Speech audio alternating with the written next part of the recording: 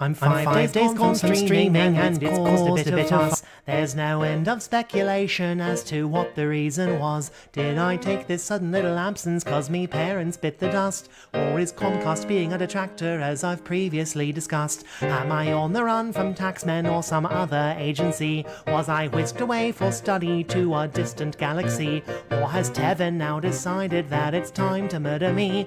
Or perhaps I'm being haunted by the vengeful ghost of T? Did the demons in the corners seize the center of me mind? Did I have a mental breakdown and just leave it all behind? Am I walking on the freeway where I never dared to drive, with a plaintive thumb extended cause I'd really like a ride? Goddamn.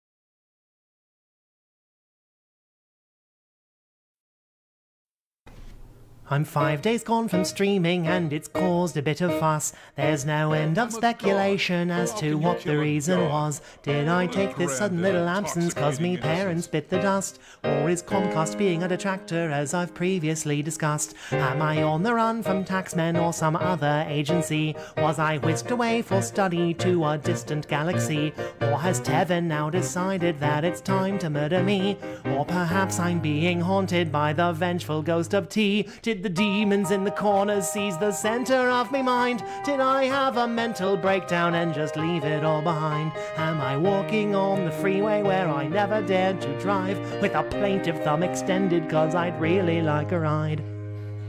I'm not sure why I'm British now, and I'm 6 girls behind, but if I don't hit another one, I'm not sure that I mind. Look, there's the sun. See it shine. So I waddle down the freeway and me cares are nearly gone. No one here knows that I had a wank but left the camera on. Then a lorry pulls up to me and asks where I'm trying to go, and it's only then I realise that I don't rightly know. I could double back to Renton to me mum, I mean me wife. I could bring her consolation so she won't fear for me life, but the opposite direction surely seems to tantalise. I could keep on pressing eastward and just leave it all behind. So I tell the lorry man I'm heading east and far away. He just shrugs and makes room for me and we're off with no delay. Though I'm sure the view is lovely, I can't see a thing because as he's driving I repay him by the road's unwritten laws. He probably should just take it slow. I hear a screech, then I'm out cold. The one thing that's important above everything else is to get away from everyone who knows I touched myself while I was streaming. I must say, I guess that's the positive if I should die today. He won't know. They won't know. I said hello.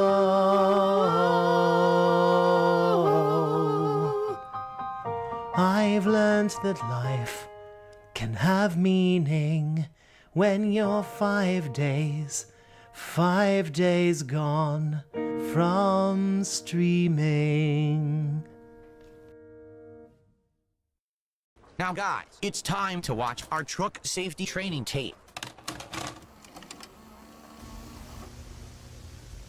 The only panic attack I ever had, I was driving on the highway, coming back from a doctor's appointment where I've been diagnosed with my severely herniated disc, and I started getting shooting pain and numbness in my leg, and I was driving very fast, and I had a panic attack in the car thinking I was going to veer off the road and kill myself and others.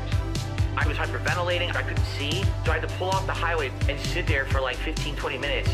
So imagine me driving on the highway, and I get a spasm in my leg, and it makes you, car drives off the highway because I hit the gas pedal. That's why in real life I don't drive on the highway.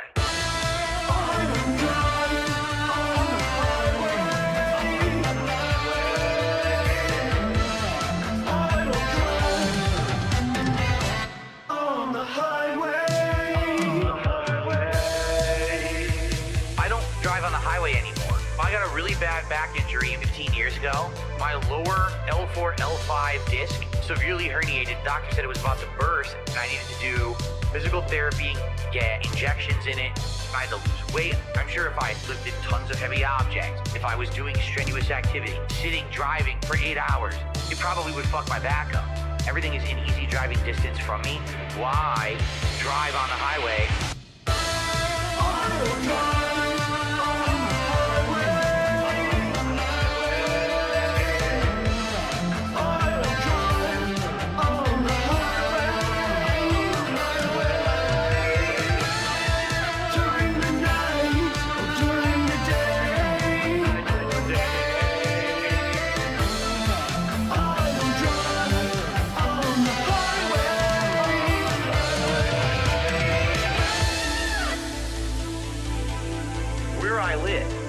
Place where everything is easily within a short driving distance. Like I can right now go to anything I want without having to drive on the highway. It's actually just as fast to drive off the highway than it is on the highway. I don't need to drive any further. So because of that, I don't have to strain my back. I can do everything that I need to do in my life. Right now I can get to Seattle within 45 minutes. So I don't need the highway for anything.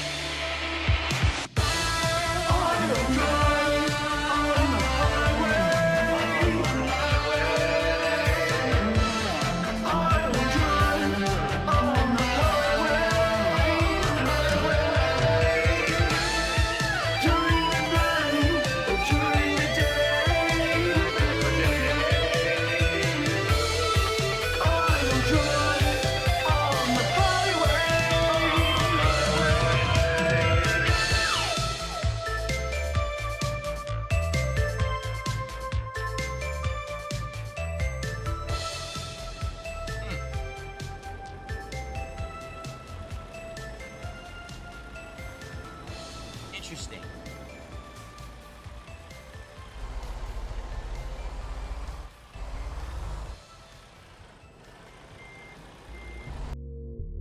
Do a begathon where tip me and do this and do that. We're not doing that. It's business as usual here on DSP Gaming. We play games, we have fun. If you guys like it, you support it. The week is going slow. Tough through it. So how are you doing? This is how I'm doing. Tips very low now. But I've noticed tips very low right now. The week is going slow. It gets to me. My life is ruined. This is how I'm doing. And losers out there who thinks that they know shit, kiss my fucking ass and eat my right now. A full podcast booked, full gameplay streams booked. Everything's booked. Everything's booked. Can't do anything crazy. And I don't even have enough to buy groceries. It sucks. The week is going slow. Tough through it. So how are you doing? This is how I'm doing. Tips very low now. But I've noticed tips very low right now. The week is going slow. It gets to me. My life is ruined. This is how I'm doing. And losers out there who thinks that they know shit, kiss my fucking ass and eat my right now. So how are you doing? This is how I'm doing. So how are you doing? This is how I'm doing. So how are you doing? This is how I'm doing. So how are you doing? This is how I'm doing. All brothers rock.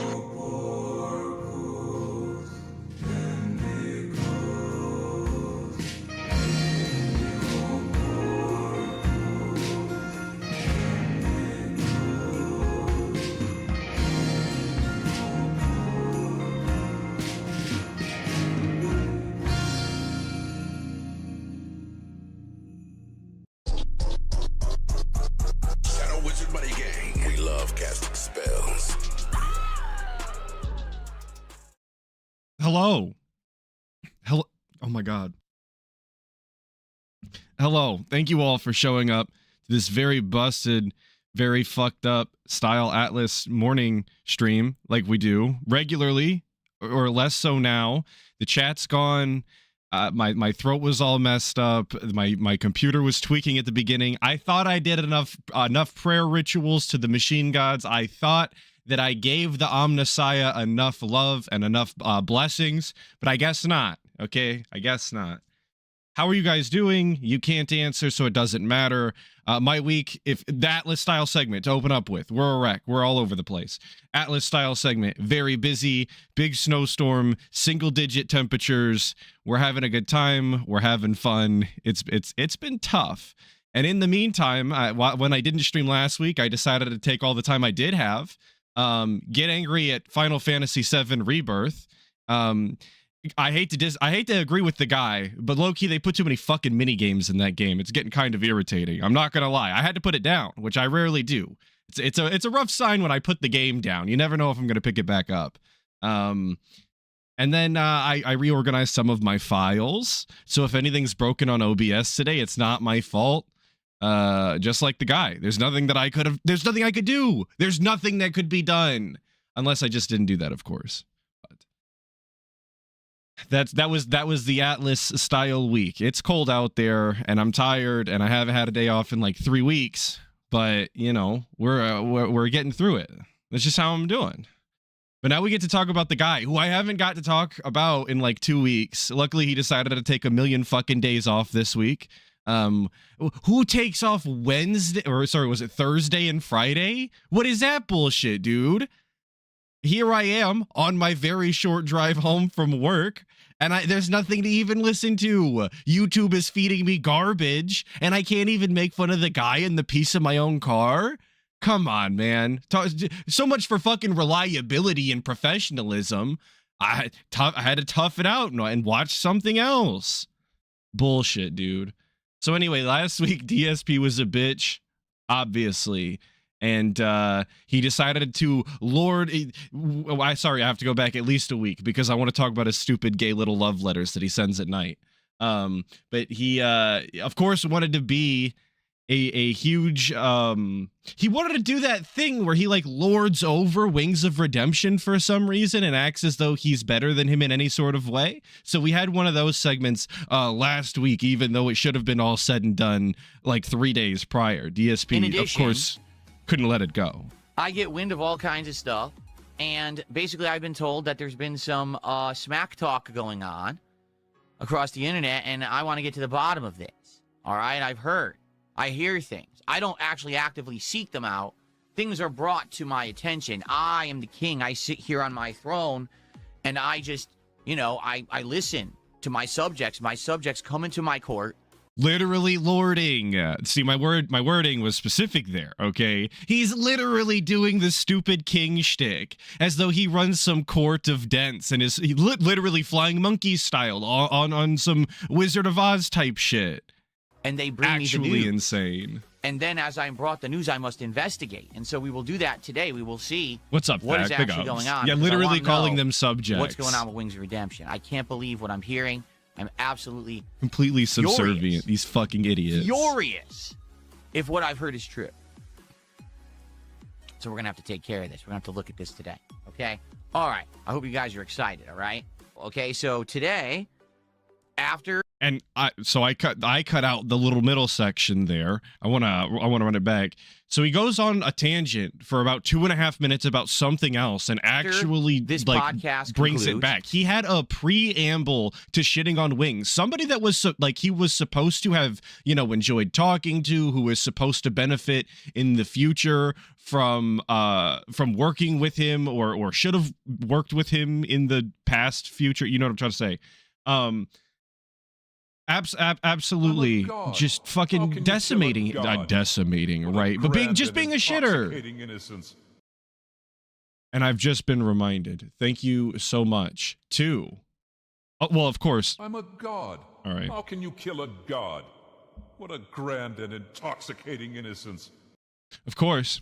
Going in reverse order now.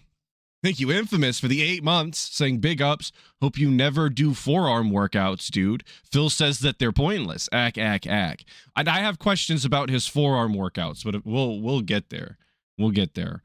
Thank you, Pope Super Kame Jizzler. I know it's you. For the 21 months, saying, in the sacred tongue of the Omnissiah, we chant hail to the sacred machine. There, I blessed it. Now give us a robust stream. I can try my best. I will try. Sometimes it's not up to me. There's literally nothing I could do. I'm actually using it. Thank you, Robert Williams, 996 for the 23 months, saying, big ups, brother. How can you kill a god? What a grand and intoxicating innocence. Always love the stream.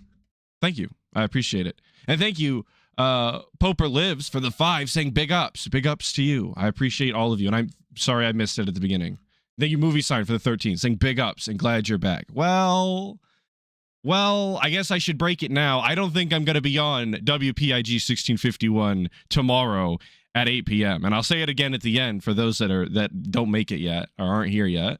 But I don't think I'm going to make it. It's supposed to snow Sunday night and Monday morning, which means I got to do work. I don't think it's good for me.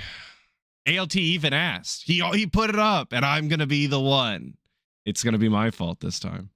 Stick around because it is the conclusion of Clear Obscure Expedition 33. We're at Simon. But we are still friends. I seen people gossiping earlier that me and ALT aren't friends anymore, and we canceled the show. That's not true. That's not true. He's still okay. Of the main game. Just now, I'm okay. well aware there's a DLC that came out around Christmas time or like late December. To be honest with buggy you, I don't weather think we're doing mechanics. it. I agree. This game. Some was locations are OP, not the one I spawned in. It's a tough However, spawn point. It just never really found a huge audience. For some reason, my audience doesn't like turn-based RPGs at all. They just don't, okay? And sadly, even though I did play the game, I didn't really get to do all the content I wanted last. Let's go. Let's just get right to it, shall we? Please, yeah, let's do that. So here's the topic instead that I want to talk about, okay? You could tell I cut this one because it was fucked up and I left in some garbage. That's why Atlas doesn't cut clips. So, as you all know, last week I did a random one-off stream where I said I was going nuclear, okay? It's already a random one-off stream, even though he explicitly stated that he will be doing those whenever he wants as some sort of nuclear option, but also whenever he feels because it's good for variety or something. He pitched it both ways and then, of course, denied both. So, okay. And basically what I did is I created Detractor Inception. That's how you command Aura. Where there was a Wings of Redemption Detractor video that LTG, the streamer, reacted to. And then I reacted to the Detractor video of that LTG reaction. So it was a reaction to a reaction to a reaction of a Detractor video of a Detractor video. Inception. Okay? And I love that he has to explain that every single time, as if this is some sort of foreign concept that you would be reacting to somebody reacting to somebody reacting. Like reaction videos to other people weren't a mainstay on YouTube at the very beginning. People actually just watching other people talk shit at each other, like multiple layers deep. It happened all the time. I seen it with my own eyes. How many people reacted to Chad Warden and then people reacted to people reacting to Chad Warden? The PS Triple ain't got no games. So I did this one-off stream as an experiment. We're not going to get into it again because I've already explained why I did it, how it was successful for me, that it was a successful experiment in every way, shape, and form. Everything that I expected to happen happened to a T, like clockwork. Everyone is so predictable and gullible on the internet, and I control them all like the puppet master I am. At any moment, I can make anyone do whatever I want. Okay? That's just fact. Sorry if you said... He's just demanding that it is this way. And so basically I'm the best and you could never stop me and I have an invincible force field and you're a loser. It's just facts and there's nothing you could do about it. You have to like it this way. Like a little kid, legitimately like a little kid. Just commanding it is such and so it is. Like an actual kid. Oh, it's narcissistic. It's fact. I mean, you can say that it's narcissistic, but it's true. Okay, I've proven it now. So anyway, he even commands the proof. He demands that you believe whatever nonsensical conclusion he's come to based off of the non-existent proof. It just is, damn it. What ended up happening was a couple days ago. And doesn't deny the narcissism either. Decided he just lets that shit go. His nose into the business of what was going on. for those who aren't aware, Keemstar made a X post 2 days ago. All right. And here's how it went. Let's set up the stream of a lifetime. Low tier god, which I don't even think that's correct because it didn't tag him for some reason. Thank you, Fist of the Snort Star, for 2. I appreciate it. Saying it's a one-off he does from time to time. Keep up. Okay, all right. My bad. I'm a little slow this week. They call me DSP and Wings of Redemption. $1,000 each appearance fee on Lao Khao Lai. And I don't know if he's even spoken about this after the fact because I don't follow the guy. I only knew about this because someone sent it to me. I have him blocked, so I don't have to deal with this man anymore. But But why Keem? What did Keem do? Like, I know he was frustrated with the way that Boogie and Wings were sent out like henchmen into his DMs to try and build some sort of relationship between him and Lolcow, but like, Keem never really did that. I guess he did say to Wings during that fruity little interview they did together, if you can even call it an interview. But he did say that he had all 3 of them blocked for some reason after that. But I thought he was misspeaking because he was obviously talking to Wings on there as well. So because someone had sent it to me directly. And I was like, oh, that's interesting. Yeah, he would even, bring me up. I thought that we're done. We're not talking anymore. And I made it abundantly clear, things I would and would not get involved in and that I have no interest with Lao Khao Lai, right? I think we all know this at this point, right? So he made this post and I did respond to it. I said, you can't see it here because, because I have him blocked. I guess I could click there. Oh, there you go. This has got to be a joke. No one is wasting time for chump change like that. Laughing out loud. And that's just very true. Like, no exaggeration. If you actually want to do a giant drama show and you want to get these guys together that have never all been together before, talking to each other about this drama and lolcow shit, that's not a lot at all. But you're a lolcow. Do lolcows get to demand money? Like genuinely? I think he's greatly overestimating how much he is actually worth. Like, because LTG demanded 5 bands in order to work with DSP just for the inconvenience of working with DSP. I think he maybe overinflates how much his time is actually worth, or any of their times, in all honesty.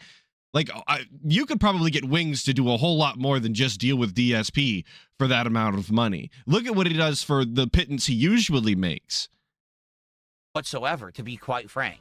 Especially for someone like me who has absolutely no desire to be involved in Lao Khao Live and have never wanted to be. I made that abundantly clear. $1,000 is absolutely nothing whatsoever. He's thinking of the 50K, right? But the 50K would have been for a reoccurring thing. Right here. It's not. Okay? With tax, this monitor, that's, So it's not. You got to go do better than that. If you're gonna, it's like that would be like looking at a salary and then looking at your weekly and being like, nah, I can't do a week's worth of work for the equivalent of, you know what I'm saying? That's fucking stupid. What an idiot if that's true. If he's hyped himself up that much. Never ever had a crossover before.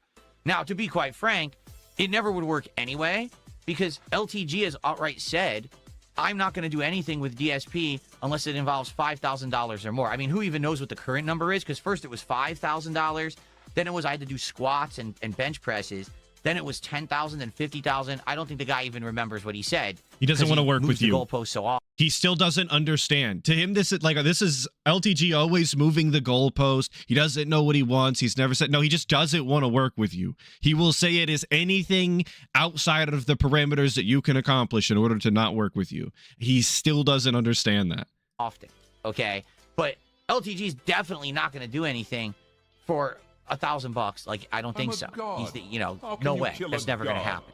Okay. What a grand and intoxicating innocence. That's what. Thank you, Karamazov, for the 18 months. Saying the real thankful is me for having Atlas start my Saturday morning. Thank you, boss. Well, I appreciate your time and your mornings. Thank you for letting me dig them up. It happened a couple days ago. So you might say, well, Phil, why are you bringing this up now? Well, because not I talked about it. I didn't. Like, you know me, I don't usually bring this stuff up. I don't really care. Like, I don't give a shit about that. That's just, it's nothing. That's a waste of time to even bring it up on my content. The drama? Like you did just last week on your own prerogative for no reason other than you felt like it? Okay. Well, I'm just trying to follow the story, guys. Sorry. Yesterday on stream, Wings My of bad. Redemption brought it up. But he didn't just bring it up. He brought it up, and apparently he blames everything on me. He's saying that I cost him money again. This is not the first time he said this. He's saying I cost him money, and he's whining about it on his stream. And I was like, I don't believe that. I think that that's probably out of context. And then I was sent the clip, and I watched it. Let's watch it together, shall we? All right. DSP going through the regular actions and process of your average detractor here, where someone says, "Hey, did you see that thing DSP did?" You go, "No," and they go, "Here, I can't believe that would happen. That's got to be out of context or something." And then they send you a clip from like Snort Hogan or something, and it is exactly as they described it. He's going ape shit. He's begging. He's flexing. He's got his feet out or something, and you go, "Oh my God, it really is that." But it's wrong when you do it, of course. Here it is, straight from Wings of Redemption stream. Although, admittedly, this is a clip from a detractor video, but it is a clip straight from his stream. Exactly, straight out of DSP stream like, on Raw Phil, abridged. of course. So here we go. Here's what he had to say. Ready? No, did you? DSP cost me another $1,000. DSP. Really? How? Keemstar wants to get me, Low Tier God, and DSP on like a one-time podcast, and we each got a $1,000 appearance fee. So I'm like, fuck yeah, I got land taxes coming up. Let's do this. And then Phil's like, no. What did he say? He wants more? Yeah, he wants more. I mean, I'm going to let it keep going. Okay, but... there's people here, by the way. Whoa! I picked Great the play, corner, Jordy. I Great seen the play. movement, I shot at the movement. And it was his fucking partner. I'm pretty down. sure he talks about Dog, it again. I ain't trying to look a gift horse in the mouth. $1,000 for 2 hours of my time is more than enough.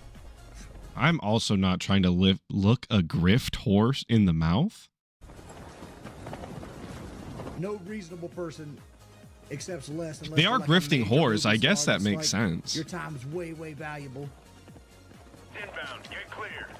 Dog, these motherfuckers shoot out fucking artillery strikes like they. I think that might be it now. A holy grail. Inbound, get clear. Dog, these motherfuckers shoot out fucking artillery strikes like they mama's pussy is a holy grail. Still crawling with hostiles. Stay alert. Dude, he couldn't even cut the fucking clip. He actually couldn't go out of his own way. Yeah, because it would be out of his own way. Of course not. Duh. He could, but he has DaVinci Resolve. Just throw the clip in and cut out the mama's pussy jokes or whatever so we can talk about you. This is terrible detracting. And it's the same thing as having an infinitely long fucking intro like he did the first time when he was watching that LTG bullshit. Granted, I also have very long intros, but that's besides the point. He just doesn't know how to detract. He doesn't get it. I think that's it. Is DSP really using Ozempic? Is the... That's why we had to wait to the end. Is DSP using Ozempic? No, it's called hard work, dedication, discipline. You know, things that... All right, I shouldn't say it. Anyway. Okay. Anyway. Glad we wasted all that time for a joke that went nowhere and we fucking Alt F4'd out of. So Pretty in cool. regards to what Wings of Redemption just said, all right? So he says, basically, I cost him $1,000 Yes. because I want more money to do this appearance, okay? Like, and he's upset because he has land taxes. And this would have been a great money he could have put towards his land taxes. For those who don't know, apparently he says his place that he lives in, this modular Why home does he it lives matter? in, is 100%. Why are we keying in on the fucking land taxes? Why can't we just say he could find it useful? He has something that he can put it towards. We're zoning in on the land taxes so that we can talk about the current ownership status of his modular mansion. % paid off. He doesn't have a mortgage on it, but he still has to pay taxes for it for owning the land. Okay? Yeah. And I guess his tax... DSP doesn't know shit about fucking land taxes because he doesn't own his home. He just pays the fucking mortgage. He doesn't know how it works. bill is coming up, and this is what he wanted. He wanted the money to pay his taxes. So now he's upset with me because, you know, I won't do the show. Now, here's the thing. It's so funny. He's saying this on Think his it stream, even if through. he is upset with me, right? Why is he saying this publicly on his stream? venting on his stream. You know this is going to cause drama. Right. You know that this is basically going to get people to react and talk about it, notably your detractors. This is from a detractor highlight video. So why would you bring it up, even if you're mad? Because this is what he does. Like, the idea that DSP went out of his way for no reason other than that he felt like it to cause all of this drama and just stir the pot, and then actively say, oh, it's for drama channels as well, you guys are going to be eating good, da da da da da, and then be confused at other content creators for also trying to cash in on it and potentially just keeping it going and talking about it and maybe even making appearance fees. Like, how are you going to come in and stir the pot and then not serve the fucking food and then be confused when people are around here licking their lips? I don't understand. Like, the level of playing ignorant is insane. Or he's really this fucking stupid. That I cost you $1,000. Why would you say it publicly? And this is exactly what I keep telling you guys. This is the major problem with Wings, is he doesn't have a filter on his mouth. He doesn't know what to say and not to say publicly. So immediately, this is something that should have never happened and been said on his stream. Even if he really felt it, keep it to yourself. Don't cause drama. He can't stop himself. Okay? Now, why would Wings give a shit at this point? He's already written off working with you. You've already acted like a huge piece of shit. Who cares if the bridge burns anymore? And crazy idea for DSP, I guess. Wings does make money sometimes, and if he says the right things that people want to hear, they'll give him money to keep talking about it. Allow me sometimes to explain what I think about this situation. Okay? First off, I didn't cost him $1,000. Let's really take a look at this situation. First off, I didn't say I want more money. Did I?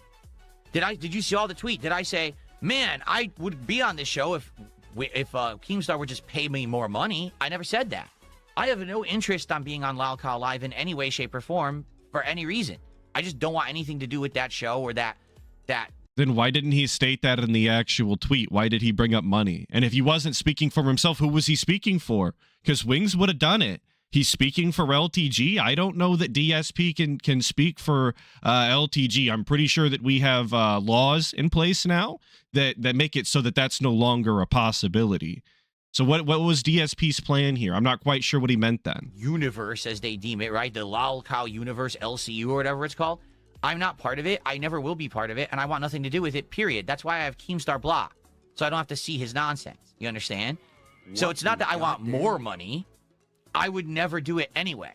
Yo, Phil Crow laws are crazy. I like Phil Crow a lot. Okay? It's not that I'm greedy. It's that I have no interest in doing this Lalcow content. So that's number one. Outright lie and misconception on his stream. He's saying, I'm greedy, I want more money. No, that's not the case. I don't want to do it, ever. Then you should have said that in the tweet, you fucking idiot. And then there would have been no confusion, but instead you decided to talk about money, so people thought you wanted money. Crazy. When you don't just come out and say exactly what you mean, when you don't just say what the fuck you want, all of a sudden people are confused as to what you're saying. Weird how that works. Thank you, Tezosaurus, for the 2. Saying don't start drama, DSP on his drama stream. Absolutely. Of course. That's what we do here. And he loves it. He lives for it. It's the happiest he ever seems to be. That's why he loves ranting about detractors all the time, because it's just more drama. It's his happy place. It really is. He just wishes it was about somebody other than him. No desire to do it. That's number one. Number two, Wing says I cost him $1,000. No, I did not. Okay, are you ready for this? Why was there a $1,000 offer on the table? Was it because of Wings of Redemption? No. Was it because of LTG? I mean, yeah, in part. No. Yeah, was it because in of part. Darkside Phil? Yes. That's why there was a $1,000 offer on the table. I was the one who made the stream last week that was reacting to a detractor video, to reacting to a reaction, to reacting to a detractor video. I was the one who set that up. I was the one who broadcast it.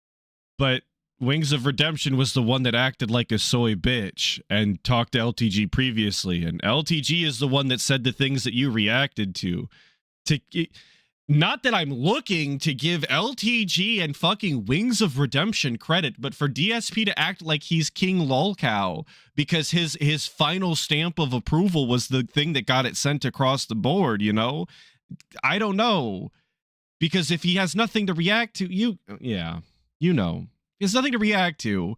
then there is no money to be made anyway. What are we fucking talking about?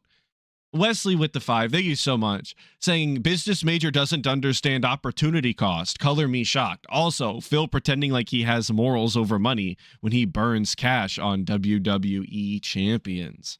Right. Exactly. Yes, opportunity cost and fucking a loss of money are not the exact same thing. Not at all. I was the one. I would say it the same way. If somebody said, "Hey, we got a job that needs done at work or something," you know, and you know, you need a partner. You need a co-op, if you will. And I asked my friend and my usual coworker if we're gonna go do this and get the overtime, and he says no. Like he cost me money. Not that I lost money out of my bank account. Who set the wheels in motion.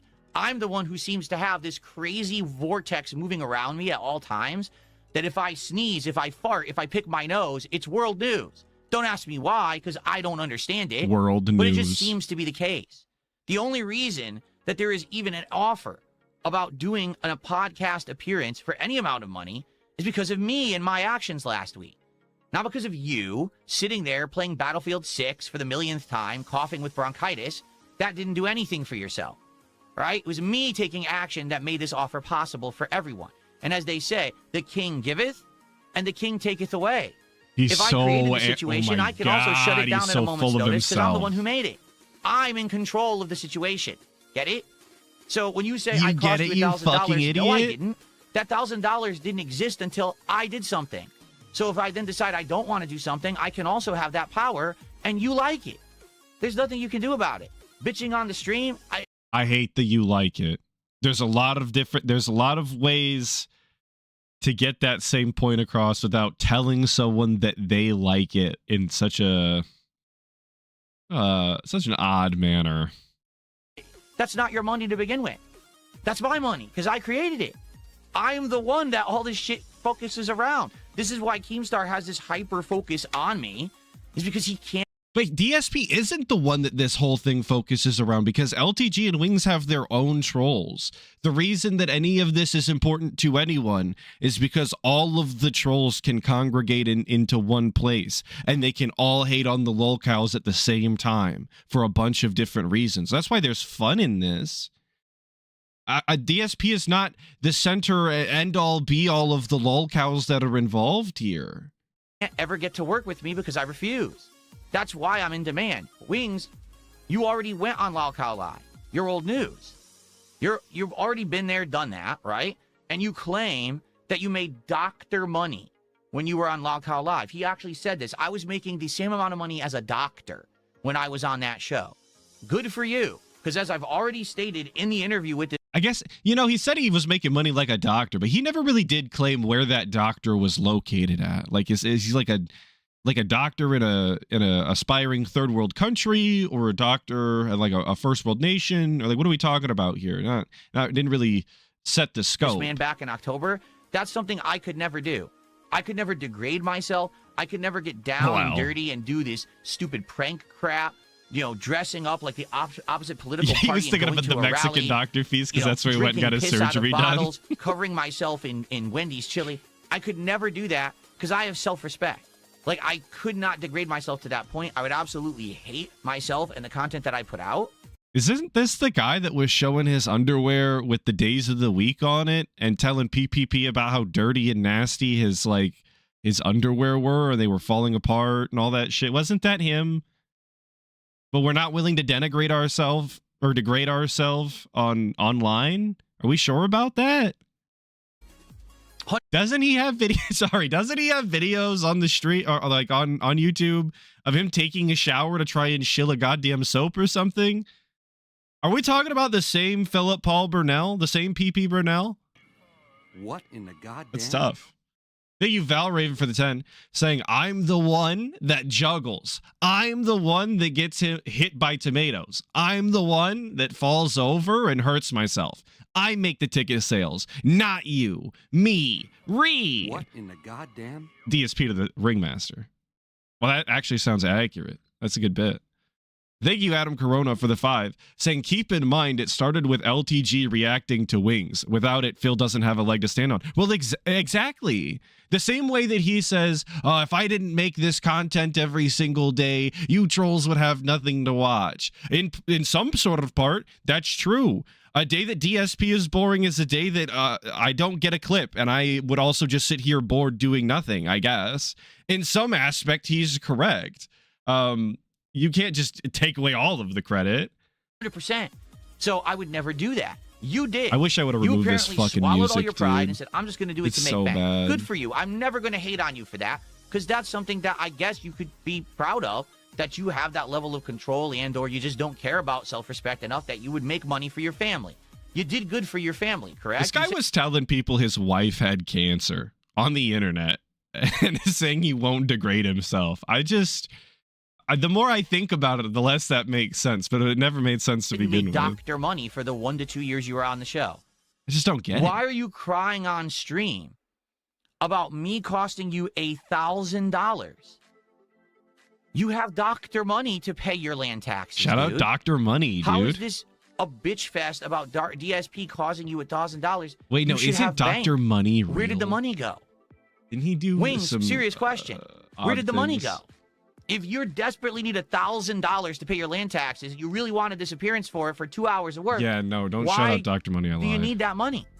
Why do you need the money? You did this horrible thing for 2 years that now you even say to this day that you didn't enjoy at all. You did it only for the money. You don't want to ever go back because it was such a horrible experience, you know? Fat camp ruined What your in life and made you goddamn- force eat for like a year now, and that's why you gained over 40 pounds, right? Well, he did like publicly, physically attack his wife in a public setting, and then everybody called him a wife and still believes he's a wife abuser to this day. So if there was anything that was going to send you into a depressive episode, I would hope that it's being publicly outed as some sort of domestic abuser. I don't know. Just my thoughts on it. Thank you, Hoskew, for the 5, saying from the top of the ladder to the bottom, missing out on a free and easy $1,000 bill pay because of a petulant man-child is annoying. Doctor money or not. Well, exactly. Like DSP has a really shitty attitude in real life, in which he doesn't ever actually aspire to do anything or be in better situations. He loves the little rut he's got himself in the snort fort where he plays WWE champions and his wife weighs 1,000,000 pounds and he doesn't have to do anything. So the idea of like having more money to try and get ahead or take care of things in a better put things in a better financial way does not actually matter to him. And I don't think he can fathom why it would matter to somebody else. So I agree. That's stupid and dumb. Thank you, Hoskew, for the 5. I appreciate it. And Movie Sign with the 5 saying Phil acts like a piece of shit, then wonders why people think he's a piece of shit. Well, yeah, he was pretending to be retarded, and then unfortunately for him, everybody understood that he wasn't pretending. He actually is. Why do you need $1,000 all of a sudden? And why is it my fault? And why is my name in your mouth? What a crazy question to ask somebody. How about Why this, do you need Wings? And I'm not trying to hate on $1,000? the guy at all. How about As if anybody couldn't come up with an answer. Everyone could use the $1,000. this? Instead of You're bitching just about giving it away. DSP cost you $1,000, how about for once in your life you sit down and you think hard, not with that group of enablers and butt kissers and little giggling fools that you play Battlefield with who don't know shit? Because all they do is feed you crap in your ear. Like I said, they're like worm tongue in Lord of the Rings. They say things to try to get you upset and not like me and other people, okay? Instead of that... And that's the second time he's brought up worm tongue in regards to reacting to this Wings drama bullshit. I think he really did watch Lord of the Rings. Like, you know, it was on TV when they played the marathon. It was on TV the other day, and he must have sat down and watched part of it or something. How about you actually brainstorm for yourself? You actually think of something to do, you do it, and you hit success, and you make $1,000 for yourself. That way, there's no one to bitch about they took the $1,000 away from you because you Cat actually was playing Lego Lord of the Did you ever Rings. think That's about probably that? true. So stop bitching about me on your streams. I didn't take $1,000 away. The 1,000 never existed. I didn't cost you $50K when the Lol Cow podcast was originally being discussed years ago. that 50K didn't exist. It never did. It was hinging on all of us agreeing to something I was never going to agree to because I had no interest in doing. So when you and Boogie sit there and bitch and whine, how about this? Instead of bitching and whining, get an idea in your head, use your intelligence, which you have. You're not dumb, but you're lazy. Think of an idea. Think of something interesting that will make you money and then do it. Stop blaming others for costing you money. Earn it for yourself and leave my name out of your mouth. That's a great DSP business seminar. I think those classes they do where they try and teach you how to be a good entrepreneur. We just play the video of DSP here, and I think you've solved basically all the economic problems. Okay. But what if it was Wings' idea to try and get all three of them together and get paid by Keemstar? What if that was Wings' idea? I mean, I don't think it was. So that's all I have to say about that. But if it was, then he did what he said. Oh, by the way, on the other side of the internet, we had this going on. Mike Liswit with the 2 saying, why do you bish for 150 every stream? That's a great question because we don't have goals anymore. He just needs to come up with better ideas. He wouldn't have to bitch. Shout out to King of Rogs. This is a King of Rogs video about LTG. Okay. Shout out my fellow Rogs.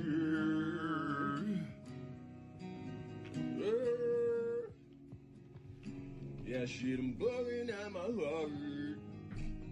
What? I'm letting all my feelings run down my back. These things they never leave me. The big series is moving through the road. He's dancing. I get through here, knowing that I'm all she really knows. I need my. This is not edited. This actually happened on his stream. I mean, I can't go. I'm a god. but when you How say can that you kill about a god? detractor clip, What a all of a grand sudden and it's not true intoxicating anymore. innocence. Very odd, very strange. Also, yeah, DSP just grinning from ear to ear. He loves Dale, dude. He might deny it, but this really is the boyfriend that got away. That's why he's so obsessed. Thank you, Doom Messiah, for the 18 months. Saying, big ups, Atlas. Stay warm, brother. It may finally get above freezing next weekend here. We'll see. I don't believe anything those fucking meteorologists say. I think they just like to lie to piss me off, to be honest. But I'll let it slide. He unironically recorded that. Written by your boy Truly. No AI, baby.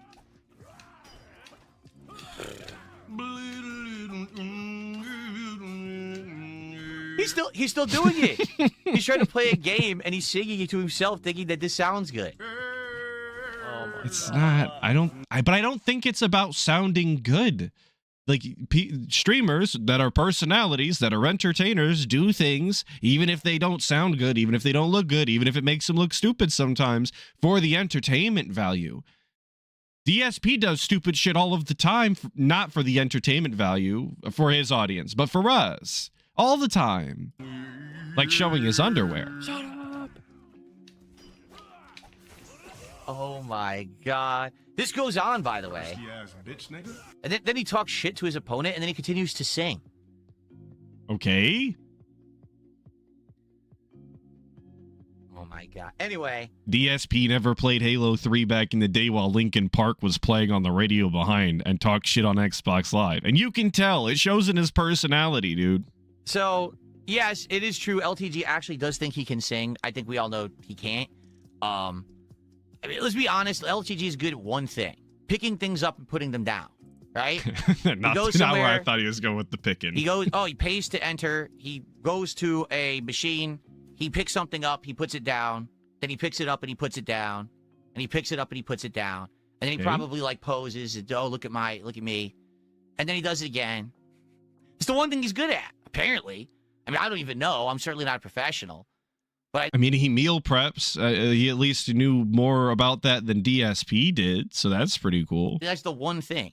But he definitely talks shit better. If we're trying to cash in on LTG's accolades right now, he definitely is a better shit talker. It's more entertaining. His vocabulary is more robust. He's much more charismatic, and it's far more comedic than anything DSP could come up with. thinks that like I said, like we've talked about, he thinks that like he's an actor, he's a singer.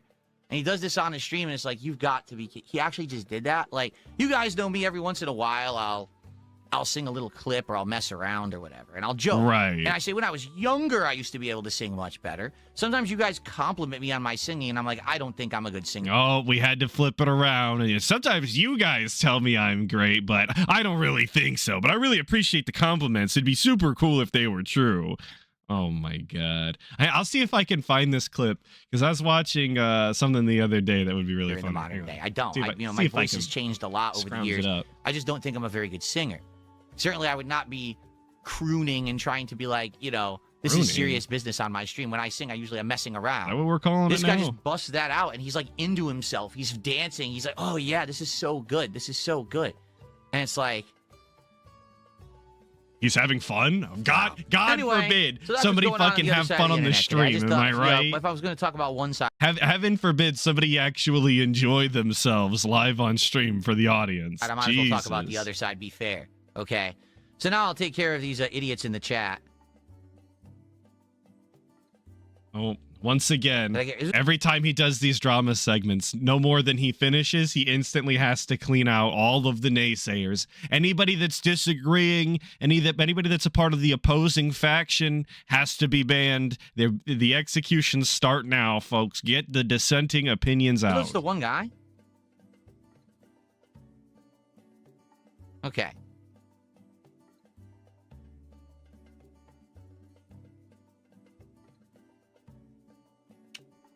Here we go. Here we go.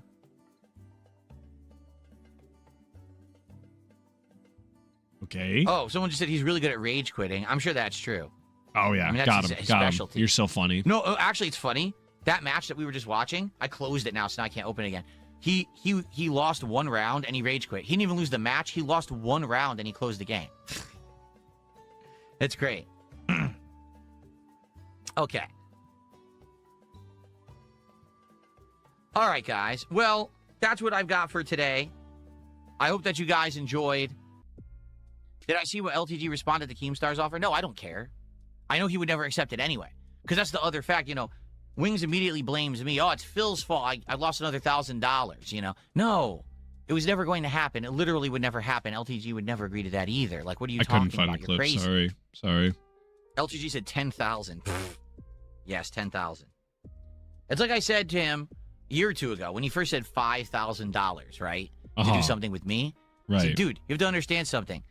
You've never done a thing in your life that's worth that much money. Like, never once has LTG done a single thing that was worth $5,000. Never. I don't know why he thinks he would. Working with DSP would be the thing. It would be such a Herculean task that a reasonable price to put it at would be $5,000. That's what he was saying. Whatever. Thank you, One Testicle Man with the 1,000 Huff, saying LTG just has better strength, dex, constitution, charisma, and equal to DSP in intelligence and wisdom. Outside of those, DSP is better. Well, yeah, if you exclude all of those things, you're right. My bad.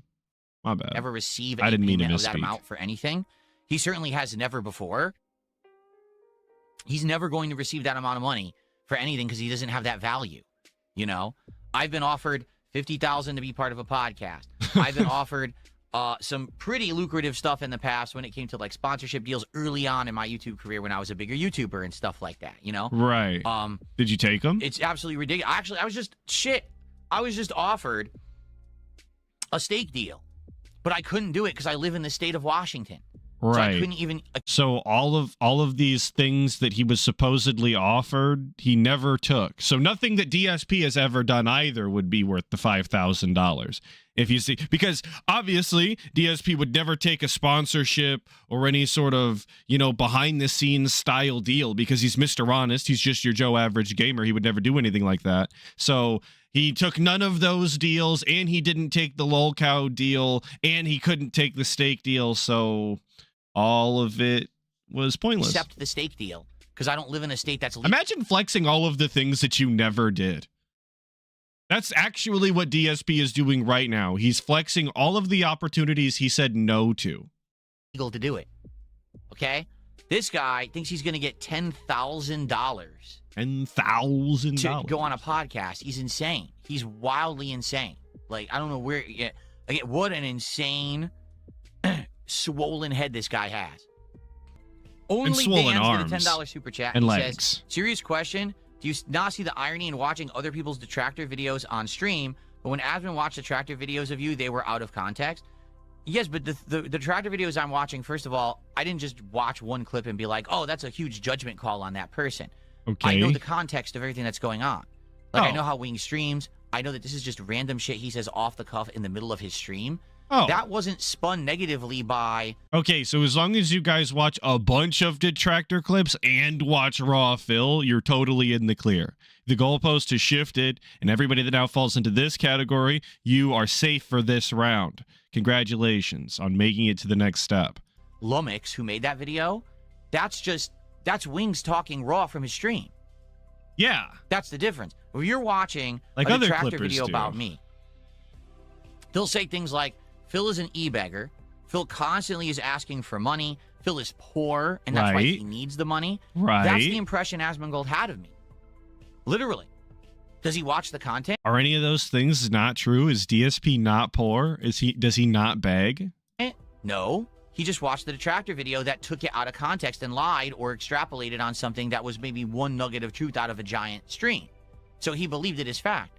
I just watched a statement from Wings that is not edited. I know what he's saying because it's Fraud. raw. It's a raw. Anybody committing tax fraud is either incredibly poor or incredibly based. Those are the two options. Sort yourselves. Thing that he said from his stream. That's different. Now, here's the thing. If I watch one of these detractor videos of Wings and literally it's a 5-minute compilation of him coughing, that's unfair. Because Wings streamed, 2-3 hours? And yeah, he probably coughed 30 times because he's sick, but that doesn't mean the Right. entire stream was coughing. That's the difference. Do you understand what I'm saying? It's called Okay. realistic representation versus selective representation to have a narrative. So you're not allowed to actually point out anything explicitly. You're only allowed to show the whole thing with no variation whatsoever. Okay. Asmongold had a Also, is 30 times an acceptable amount of time or times to have been coughing? You get what I'm saying. Figure it out. I still feel like 30 is quite a bit for a stream, if you ask me. narrative around me based on selective representation. When he actually met the real me, he had a good Are there time. snort comps? and Absolutely. It ended up being a great They're interview. sick. They're disgusting. He said he wants to work with me in the future at some point, which would be great if it happens or not. But, it was an excellent interaction, was it not? Because he met the real me. Now, I've met the real Wings. I know what he's like. The wheel And I know that wings. he's the kind of guy that absolutely would have said that on his stream in context. Not out of context, in context. Oh, fuck. Is that part of hang on, is that part of the rules? I'm asking you guys. Do we have to have talked to DSP now? Are we counting that in? Because I was in the safe game. Constantly says stuff And like now that it for no sounds reason. like- There's no reason for Wings to have beef with me at all. He never should have said that. He should have, even if he felt that way and he was upset, because maybe he really is hard up for the $1,000 and he needs it, he should have kept it to himself. He shouldn't have said it publicly on his stream. So that's Why? the difference. It's not out of context. That's a What the raw fuck? reference from his stream, and it was definitely reacted to fairly. That's the difference. I don't understand why Wings shouldn't be telling people that he could use $1,000. I think that's a totally normal. I don't think anybody needs to say it, but like, there's nothing wrong with saying it. I'm sure everybody, like I said, everybody on stream could use $1,000. I could use $1,000. The fuck? And the singing, are you kidding me? Of course. DSP's asked for over $1,000 on stream before. Actually, explicitly, guys, I need $2,000 to save the house. Oh He my just sung on his god! stream. You notice I didn't watch the What a whole sick video. That's what it freak. seems like. If I sat here and I watched the entire video, and it was a selective video that was basically showing these people unfairly, then you have a point. You have no point when I'm only watching a selective clip that's a raw rip from his stream, and it is representative of exactly what It happened wasn't on that stream. okay, but it wasn't even a raw rip from the stream because it was actually edited. You can't even say that about DSP detractor clips. They're actually not edited. Well, except for the intros and outros, which are totally fair use, guys. Come on. That's what I'm reacting to. So there you go. You guys, I just find it hilarious that people bring that up. It's like, to a normal person, okay, if you said, hey, so you knew someone for a couple months, you did, you're working with them online, doing a few videos. All of a sudden, out of the blue, they offered to pay thousands and thousands of dollars to fly you across the entire country and hang out with you at a bar because they think that you like wrestling and they want to spend. They know that you like wrestling. There's no think about it. You've made it very clear that you enjoy it. You enjoy the sport. You enjoy the entertainment. You enjoy the actors. You love the kayfabe nonsense. Like, time with you. There's no guessing. Would you find that weird? Most people would be like, yes, that's kind of weird. That doesn't seem right. They'd be like, well, would it be for work? Were you going to film something there? Does it have something to do with the show and the stuff you were doing? No. Yes, it was. You were going to hang out and possibly shoot a vlog or something, as was stated by the PPPster. Not at all. They just want to pay out of pocket to hang out with you. No. And they're willing to spend thousands upon thousands of dollars to pay your way for the hotel, for all the food, the transportation, everything.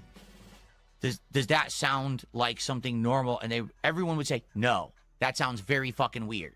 That's very bizarre behavior. That sounds like someone who's either desperate for friendship or attention. That sounds like someone who's really, maybe getting the wrong impression about a work relationship on the internet. No one's going to say, oh, that's great. Just accept everything. Just accept, sure. He could say all of this, and maybe it is a little odd, but if one of your friends was one of your internet friends, you just play video games with them, hang out on a Discord or whatever, and you're doing a project with them, and they're like, hey, how about you come and hang out? Like, if you feel comfortable doing that, it's not actually that weird if they're just well off enough to have you, pay for your hotel, pay for your fucking food or whatever, pay for your flight. If you get time off of work, look, live your fucking life, hang out with your friends, bro. If you didn't want to be friends, I guess that's fine. Don't go, but have a vacation. Have everyone pay your way for everything that you ever do. That makes sense. Just seems odd that he would immediately jump to the defensive. Yeah, like a paranoid schizophrenic. Exactly. No suspicions whatsoever. I mean, you'd have to be the most gullible idiot on the planet. Also, their work relationship, like they're streamers. That's something that streamers do actually do. That is legitimately how they function in the streaming world on a very informal basis like that. So he needs to stop pretending like he's sitting at an office like it's a 9 to 5 and he just needs to, crunch the numbers in his cubicle and be done with it. That's not how any of this worked. What in the goddamn? Thank you, movie sign for the two. Saying, and they invited your wife too, Phil. They did. They even said you could bring Kat. It could be like a honeymoon. Fuck Kat, dude. Who gives a shit? Thank you, One Testicle Man, for the 400 off. Saying you like the subtle homoeroticism. I do not. No. I mean, he would, but I don't. Seriously. Thank you for the 400 off. Oh, no, it's very much trolling. Because, again, if you're mentally deficient and you think that that's something that you would accept if you were in real life, you'd be dead. Like, however old you are right now, you'd be dead. Because if you got those offers and you accepted them, that's how you get killed. Like, no lie, you'd be dead within weeks. Because some moron would immediately offer you, said, that's it. Your kidneys are gone. You're dead. Your kidneys are gone. You're going to get your fucking organs harvested by just having somebody that you've talked to on the internet and hung out with them for quite a few hours, by the way. Let's draw attention to the fact that him and PPP worked together for quite a few hours, quite a few streams, a couple of events, and they had an ongoing show at the time that they were doing weekly. It's not like they had just met each other online randomly, even playing a video game or like randomly in a Discord. That's not the way it happened. That's not the way it worked. And they're both public figures that are entertainers. Do you really think that they're going to harvest your fucking organs? That's crazy talk. This is nonsense. They use zombies everywhere for the two, saying you can't take a vacation with those. He is snaking. Well, but that would have been real king snake shit. Go to Florida, do nothing for the business, waste all their money, run up a fucking bill, and then take off into the night. Real shit. Never talk to him again. Pull the king snake type beat and actually have evidence that is, convinces anybody. That would have been the real move. But instead he did whatever he actually did, which was embarrassing and pathetic. You're so dumb. All right. You're so dumb. Ack. So then we had, in regards to all of the drama, we're almost done with a week ago. I hate to keep dragging you back this far into the past, but we have the late night love letters that DSP was sending to LTG, which I thought he was going to just completely ignore, in all honesty. I didn't think that he was going to address the fact that he was often sending LTG DMs at 3 a.m. But somehow he thought that it was a good idea to talk about that and confirm it, by the way. Thank you, JB, for the 2, saying they stole my friggin' kidney. Phil, probably. I mean, what else can you say when they steal your kidneys? The color scheme of my headphone and controller stand, the color scheme of my pulsating RGB mouse, the color scheme of the RGBs on my keyboard. You can see it all. It all matches. Or you could watch LTG stream and have a completely fucking black and white background, empty, devoid of any effort, of any artistic prowess, just completely empty of anything, just like the guy's fucking head. Anyway. He'll never recover. Fake as fucking How you doing, laugh. Vietnamese comrade? Good evening. It has been patched. The game has save rooms like Resident Evil games. You just didn't make it to one. Yeah, but the point is you can't make it to one because you always end up bleeding out and dying. Like, I just kept bleeding out and dying, so hopefully they fixed the bleeding issue. If you don't bleed, then fine. Oh, it's then that stupid fucking I'll get to the save room, game. but they need to stop that bullshit. That's why I make fun of him. But he already has a boyfriend. He owns a house with him. LTG has a roommate. LTG has a roommate. Blah, what a fucking loser. Homemade turkey tacos. Oh my God, I don't give a fuck. Who cut this? It was me.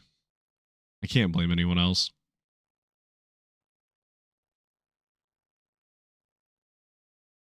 There are no love letters sent to him at 4 a.m. I've told you guys this a million times, but no one listens because you're all retarded. Are you ready? So you're all fucking retarded. You don't listen to me, except for all the times you listen to exactly what the fuck I said. All the time. I work all day. All day. I'm up in the morning. I'm with my wife doing stuff. I'm having breakfast. Then I'm in here working. Then I'm with my wife again. Then I'm in here working. Then I'm with my wife again. And then she goes to sleep. And usually I have a couple extra hours maybe to hang out or do stuff before I go to sleep. Because she goes to bed earlier than me because she works in the mornings. Right. Okay? So because of that, that's when I literally get all my work done. For example. Okay. So you were up late at night sending LTG messages. Yes or no? Because it sounds like a fucking yes, bro. If that's what you're doing, what are we talking about? You know how Wings of Redemption was on the show? That's when I messaged him. You know how Asmongold and I had an interview? That's when I messaged him. You see what I mean? That's how I get people's attention because I'm at night. I have some extra time before I go to sleep and I do work. Gotcha. That's why those messages go out at that time because I don't fucking have time any other time of day. I'm here streaming all fucking day. Again, I didn't send shit to LTG late into the evening except for all of those times that I did do that and all of the times I did that to other people. You know, I'm busy. I have a life. I'm a married man with a family and shit to do all day. I don't have time to do internet shit until after all that's done with. So I'm a responsible person. I don't interrupt the important things of my day with this nonsense. I do it after the fact. It's a fucking DM. I don't interrupt my important day with talking to people that could potentially be coming on the streams. That could potentially be doing content and be a part of the entertainment. It seems like the type of shit that he should be doing while he's on one of his 17 breaks of the day. You know, when he's sitting there on the toilet playing WWE Champions for 20 minutes straight and the audience is watching the fucking slideshow. Maybe we could just send a DM. Maybe we could open Twitter up a bit. Who, like, can't break my important fucking routine. Why it's so hard to figure out. It's like you got a fucking brain between your ears, you know. Thank you, JB, for the 5. Saying, I like how he had to add and white for clarity after the pause following black. Also, shout out to Prowess it's up there with Melee. I have a bad habit of also over enunciating the second half of dumb bullshit words, kind of like the guy. And it's actually his fault. I spent too much time watching him, and now sometimes I say Melee just naturally. I know it's wrong. I know it's stupid. Can't help myself. It's too powerful, the Melee. But that's the kick I'm a viewer. god. How can you kill a Not god? all of them. Some of them What a are very grand stupid. and intoxicating Okay. innocence. No, Asmongold did not reach out to me to come on a podcast unless he literally just did it moments ago. That did not happen. That didn't happen. So you're lying.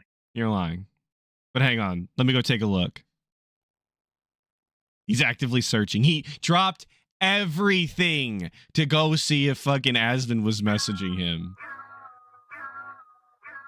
Fuck is that? Yep, you're lying. I just checked everywhere. I just checked everywhere. Guys, I could never interrupt my very important streaming schedule of playing video games and talking nonsense to open up a DM. Nope, I just checked everywhere. Asmongold didn't message me, you fucking liar. How embarrassing.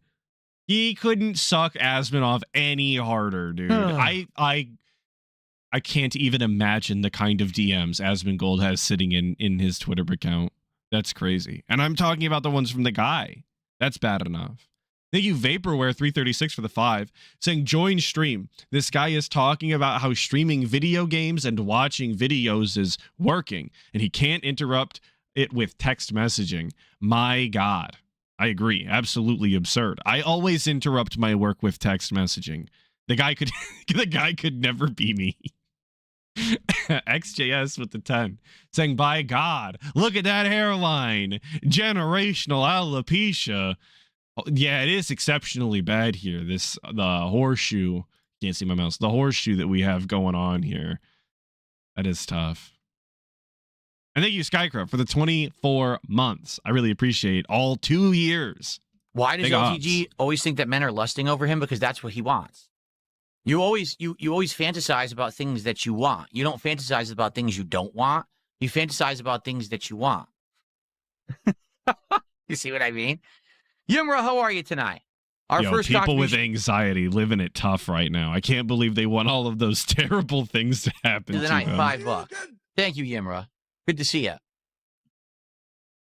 All right. So we are getting closer to the present, I swear, which will be last Sunday after days of playing video games that are boring as shit, like Street Fighter 6. Thank you all for encouraging him to play that so much. I definitely appreciate it, and I don't find it annoying whatsoever. He decided to come back Sunday for the pre-stream in a very odd mood, a very thankful mood, very appreciative. And it really just made me wonder what in reality has happened to him that made him reassess exactly how he's so appreciative. I can't think of a different word to say, but appreciative to his audience. It definitely strikes me like something else was going on behind the scenes. I want to say thank you, because so much has changed, and now having the amount of crazy flexibility and positivity that I have going on, I'm able to do things very differently than how I used to conduct myself on the internet. And I'm so happy for that I want to say thank you and acknowledge it. And we're going to have a big segment about that in just a moment. Okay?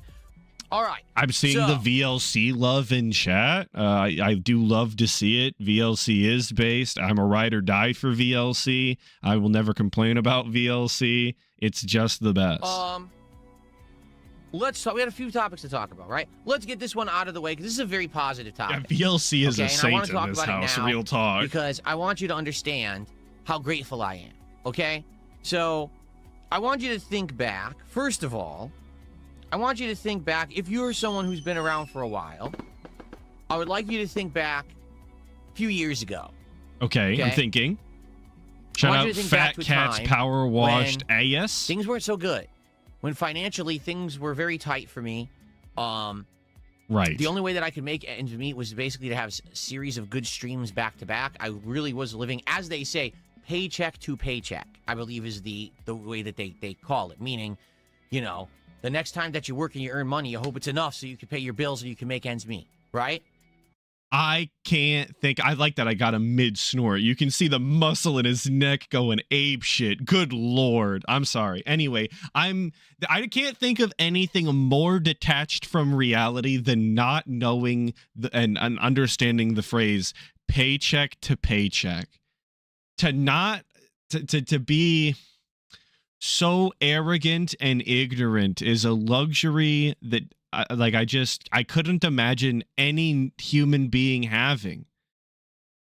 But DSP just doesn't know. He couldn't afford his groceries, didn't know how he was going to pay his bills, couldn't pay the taxes to the IRS, was going to lose the house, but he doesn't know what paycheck to paycheck living is or what it means, or acting brand new on that. That's crazy.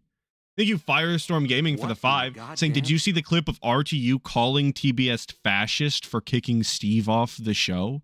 No, I didn't do that, or I didn't see that. I try not to see clips of RTU if I can help it. So some people post them up on my Twitter timeline, okay, against my will, but that's the most I see of Dickers at this point. Now, keep in mind, I used to be a very prominent, popular YouTuber. That was a long time ago. All right, but there was a time when I was known as one of the top gaming YouTubers, and every single one of my videos got tens of thousands to hundreds of thousands of views. Every one of my streams did incredibly well, and everything was good. And then that all went away. And I was in a really bad way financially. I declared bankruptcy. I had to. There was no way that I was ever going to pay off the debts that I owed because of the bad way that I was in. And I had to do what was best for me and my family to get out of that situation. Which is file for bankruptcy. But basically, every time I streamed, it was hang on. Situation. We actually, or he was just talking about last year, I guess. Or was he talking? No, because he was talking about a long time ago. Tens of thousands of hundreds of thousands of views. So we actually just didn't say we filed for bankruptcy. We just said I had to do what was best for my family. That is a really odd way to frame that, if you ask me. That is, boy, is that a cover-up if I've ever fucking seen one. I did what I had to do that was best for my family. We need to have a good stream today. So how can I motivate people to contribute? Let's put on vests. Let's put on glasses. Let's put on silly hats. Let's dress up and act a fool and do all this kind of stuff. Yeah, degrade yourself. And people across the internet kind of started to know me for that stuff. Wow, he's the guy who acts like a clown and dresses up in stupid clothes when he streams. Can you believe that Phil does that? Let's all make fun of him for it. Now, keep in mind, I never wanted to do any of that. Never wanted. That was the kind of stuff that I had to do to stand out and motivate an audience to contribute to my streams, because otherwise it was just a bunch of people dumping on me constantly. And it wasn't a good time. Wasn't it his idea to continue to wear the vest, though? Well, like, wasn't the vest streak his idea? What? It was incredibly stressful. All the time I was worried about paying a bill or making ends meet and stuff like that. It was a really bad time in my life, to be honest, okay? It was very, very tough. Thank God I had my wife. Tough. To help me get through that time. Look, listen. And to be there for me behind the scenes. But it was very tough, okay? Now, said it again. To say, I would say maybe about 2 years ago. So let's say early 2020. I really can't. I can never hear "It's Been Tough" and not think of that Symphony of an E-Beggar song. 24. Things were getting better, okay? They had been getting better for a while. You know, I was doing better in my streams and my content, and it wasn't as financially crazy tight anymore. And I was coming out of this rut, basically. And I was still, every once in a while struggling a little bit. And the thing was, like, you'd have times when, let's say something went wrong, and all of a sudden I had to dump a bunch of money on something. Like something broke in the house, and I had to pay for someone to come fix something. Right, you have an emergency now, all of a sudden, fund. Things would be tight again. I'd be like, oh my God, this sucks, right? A rainy day fund, you could call it. There was also the fact that around 2 years ago, early 2024, my setup was... But please keep in mind, this is the guy who was just acting brand new on the term, or on the phrase living paycheck to paycheck. He's the definition of paycheck to paycheck, where any little thing now sets any sort of progress that you had made forward right back to the beginning because you don't have any spare money to do anything. Ancient. Okay, I was using a over 10-year-old PC to capture and stream. It was not up to snuff anymore, and people were upset that I was behind the times with my technology. My camera looked awful, right? The setup, the lighting. I was using a college-grade lamp, something you would use in a dorm room. A college-grade lamp. as opposed to house grade lamps, or industrial lamps are actually real. Those are real and true, honest products. So I hate the way that he uses professional grade, college grade, intermediate level. Like he ascribes all of these very odd specifications in that way, and I'm not quite sure. Like, what does he get out of that? Does purchasing the professional, the higher end, just when you call it like that, does it fill him with so much grandiosity? Does it make him feel that much better? I was using for lighting here on my business every day. Okay, I was gaming on college a TV dropout style lamps. I agree. And was on the other side of the room. I was squinting and looking across over here to do my streams at 2 monitors that I had to the left of me and a laptop in front of me that was all, small and crappy and just an awful setup, right? For someone who's professional, you should be doing better than that. You should be having better equipment. You should be doing out better quality stuff, and I just didn't have the means to do it, right? So things were better where I wasn't really like... And I think that really says more about DSP than anything else. The fact that he thinks that professionals are defined by the tools they use rather than the product that they put out. I'm going to be honest, if you come to my house to do some construction work or something, and you've got the nastiest, greasy, old style wooden claw hammer that you've ever seen, I don't really give a fuck. You don't need a fancy new hammer in order to do the same damn job. It just doesn't work that way. If you can be funny and play video games and give good commentary without ever having a fucking 5K PC or whatever fucking nuclear reactor style ass case he decided to go with, like, you don't need all of that to be a professional streamer. There's professional streamers that stream exclusively from their console. I think that's a thing. 100% financially tight, but everything was just outdated and bad, and I was wondering how on earth I was going to turn that around for myself, because quite frankly, things just weren't going well enough for me to be able to afford these kind of improvements, okay? Now I want you to fast forward to a few months ago. Okay? A few months ago, things have been a lot better. I was able to, through the generosity of others and through my own hard work, upgrade a lot of my set. Wait. What job did DSP do in order to gain money that wasn't through the niceness of others? I never seen DSP actually clock in anywhere and get a W-2. So all of the money came from the generosity of other people. There is no of his own hard work. That's nonsense. That's bullshit. The PC that I'm using now for gaming is a donated PC. A fan donated that about 1.5 years through my ago. own hard work. They donated me a PC. Allows me to play everything at the highest settings, 4K resolution. Amazing upgrade. The capture streaming PC that I'm using, I bought for myself. And man, it allows me to co-stream on both YouTube and Kick. It allows me to stream at 1440p. I could actually stream at 4K, but then I wouldn't be able to co-stream it, you see? All these... Speaking of wrist rests, I see it in the chat. What the fuck is this one? When did we get these white wrist rests? These were not in the super robust, meaningful wrist rest review video, no? I don't remember seeing these. So did we purchase 2 additional wrist rests? We're legitimately at 12 different rests? That's... Okay. That's fine. It's whatever. It's fine. Improvements, right, that have happened over the last year to year and a half or so. He's up to 16? Have really seen that improvement. All the technology Infinite and stuff that I'm now rests. using, actual lighting and effort in my sets, actual effects now that I can use, which everyone has had for years and years, and finally I can use them. So now, even my face cam during gameplay is dramatically improved. Everything better, right? But even then, there were still some limitations and things, and I was still tethered to the idea of having to have a financial goal every single time that I turned on a camera.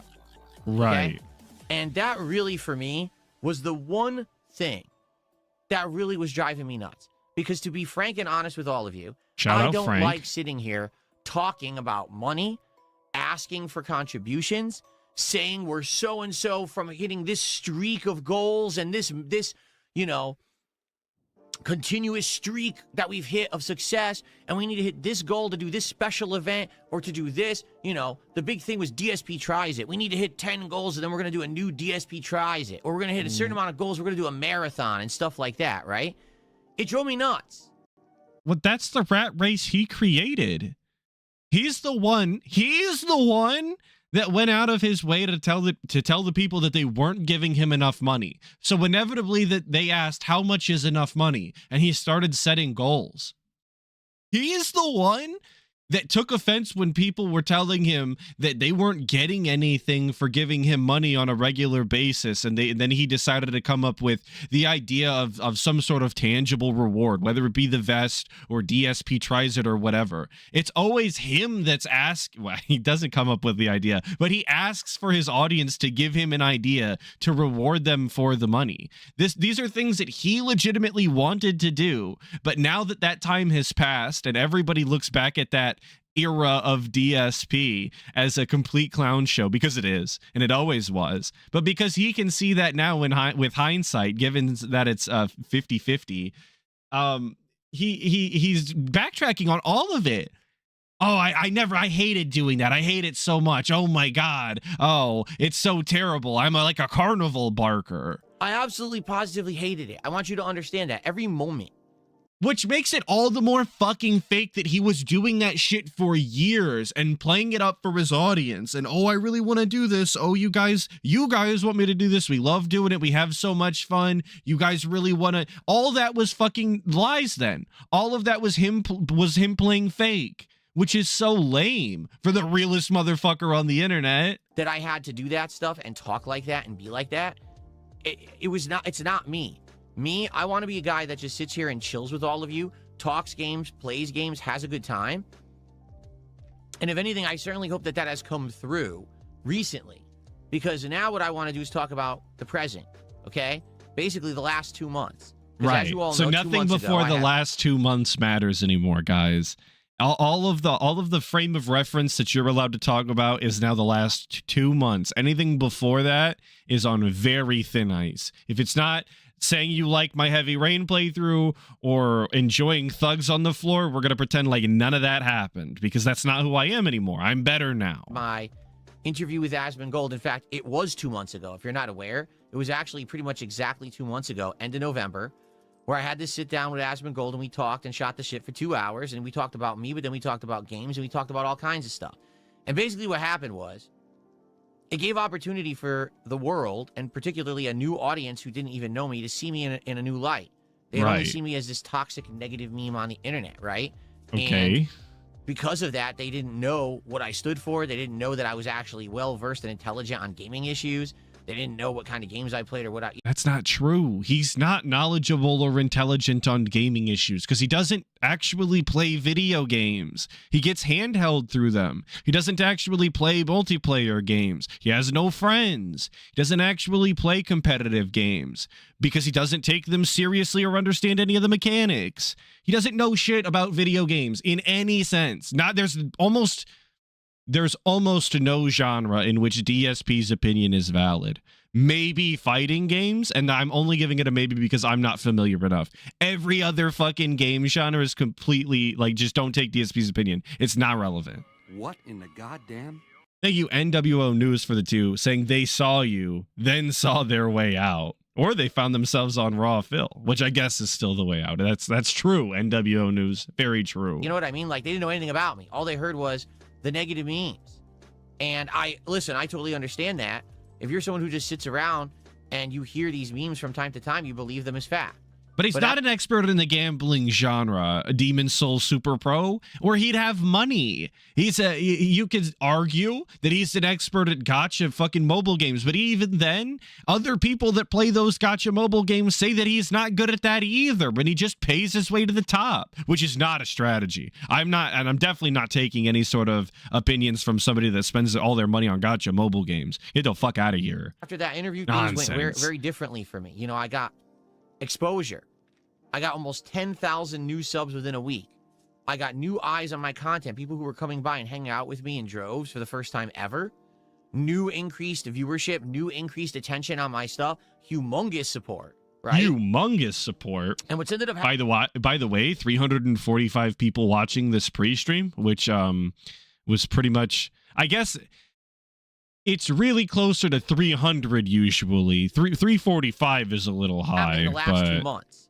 I don't know that it's anything to write home Number one, about. engagement. And what do I mean by that? I mean that people who are coming by now are not just coming by to hang out, but they're also liking the videos. They're liking the streams. They're leaving comments. All right? And because of that, the channel is doing much better. A channel that gets views is one thing. A channel that actually gets engagement is another. In the eyes of YouTube and its algorithm, engagement is everything. Okay? I want you to understand that. Like, without engagement, the YouTube algorithm kind of discards your channel or hides it, and it won't show up in related or anything like that. And the fact that now people are actively going out of their way to do these positive things for the channel is helping tremendously. I want you to know that. Is it? I really appreciate it because it is helping a lot around here. And that engagement is having this channel pop up. People are leaving. I love the way he says around here. Like he's got some sort of business going on. You know, people would say like around here, like if they own an entire building, but like around here, like in this office on this channel, he's reading a script. It does kind of look like that, doesn't it? Thank you, Mad Pretty, for the 2. Saying truth is he wants to do nothing and get paid.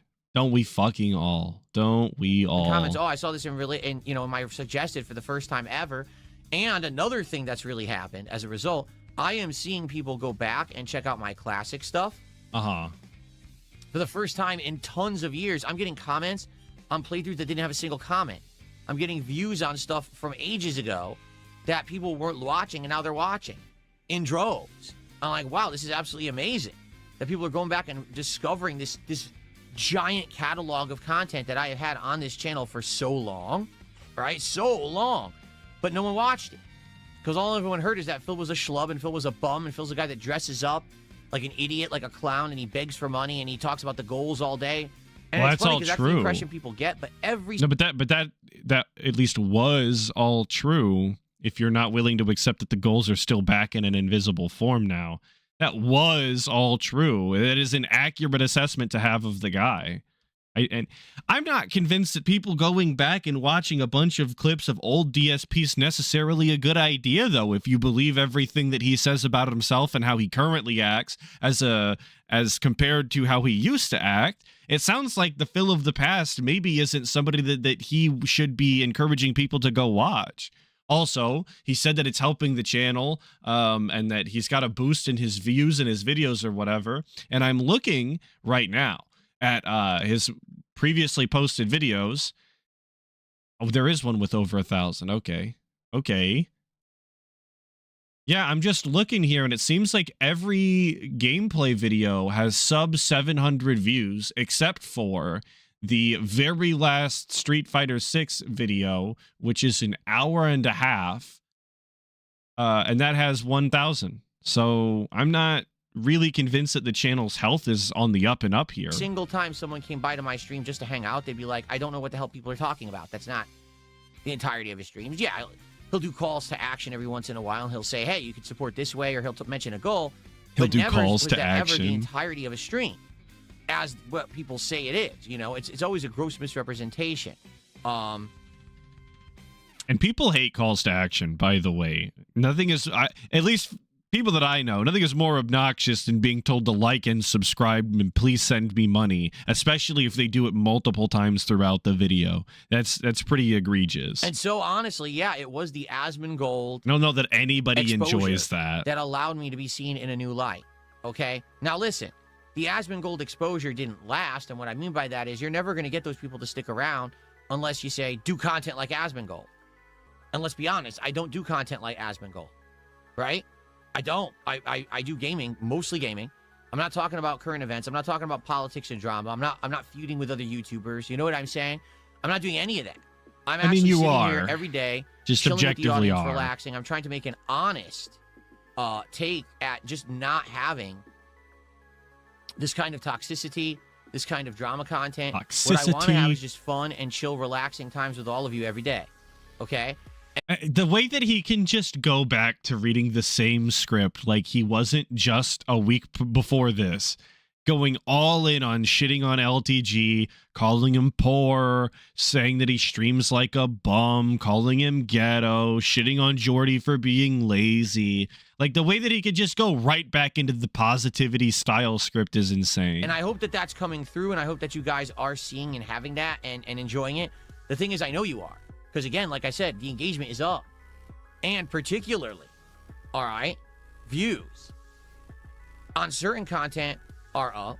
I've been able to now do things like, for example, go back to Clear Obscure, which I never would have been able to do in the past, and actually do all that content that I had missed out on and wanted to play all year. I was able to go and do it, right? I was able to... I like that he said views are up and then goes on to mention one of the playthroughs that has the lowest views that DSP Gaming can see. I just went and found the final part to Expedition 33.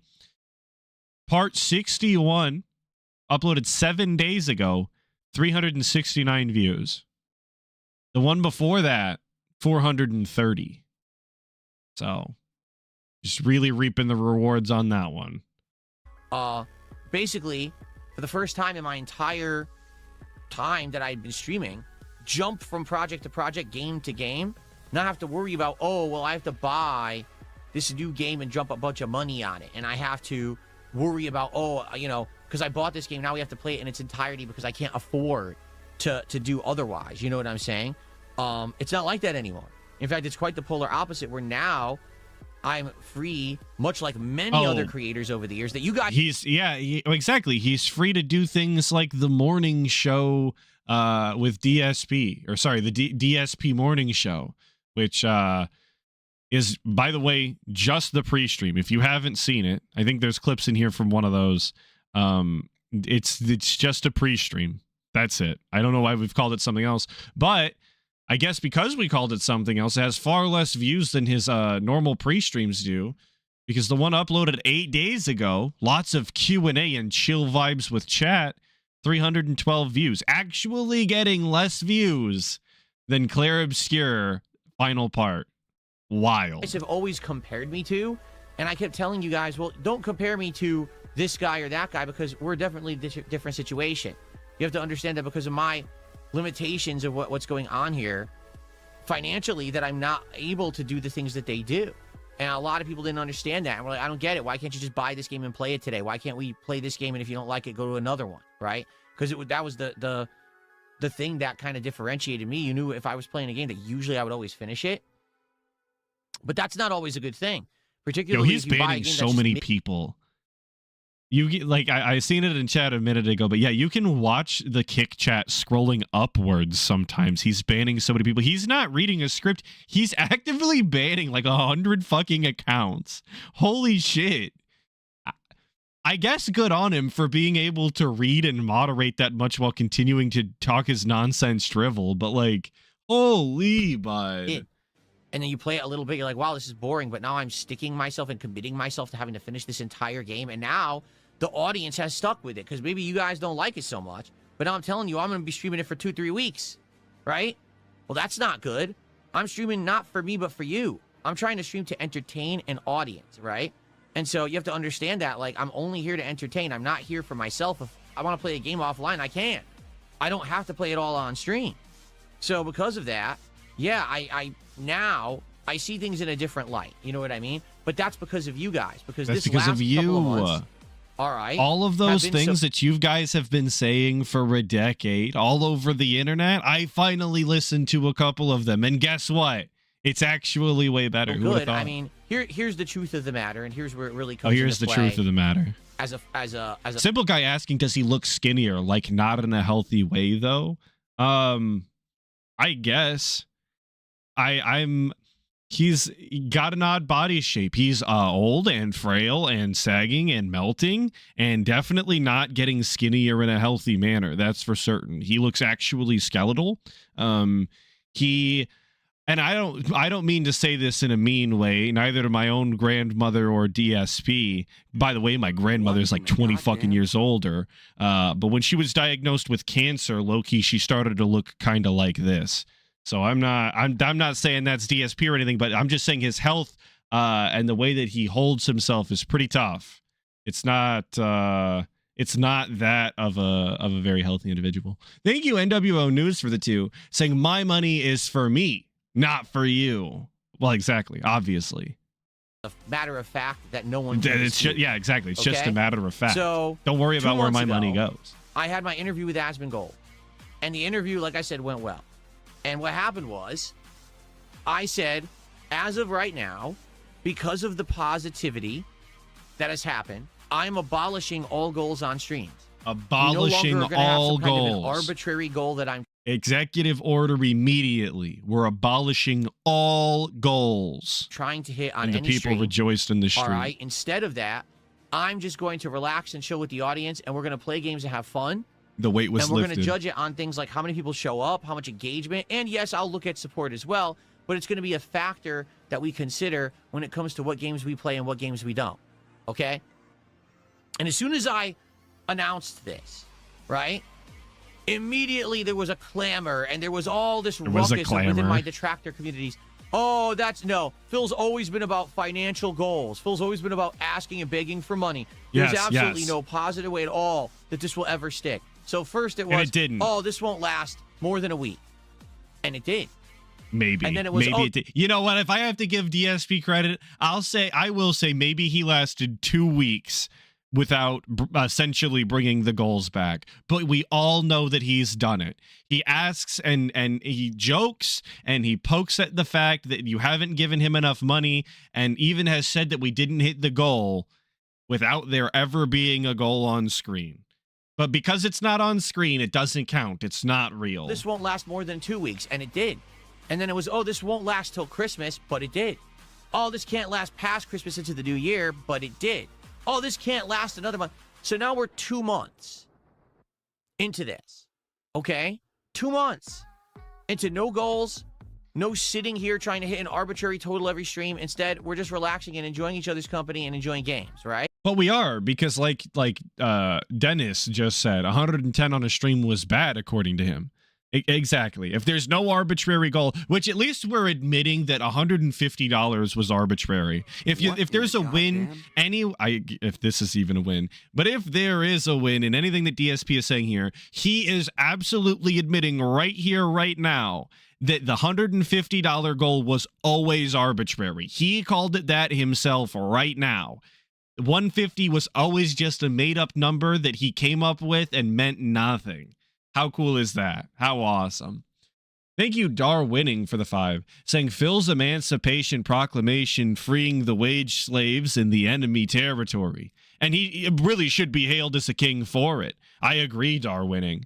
He's a man of the people, a man of the dens. First off, can we all agree that it's much better?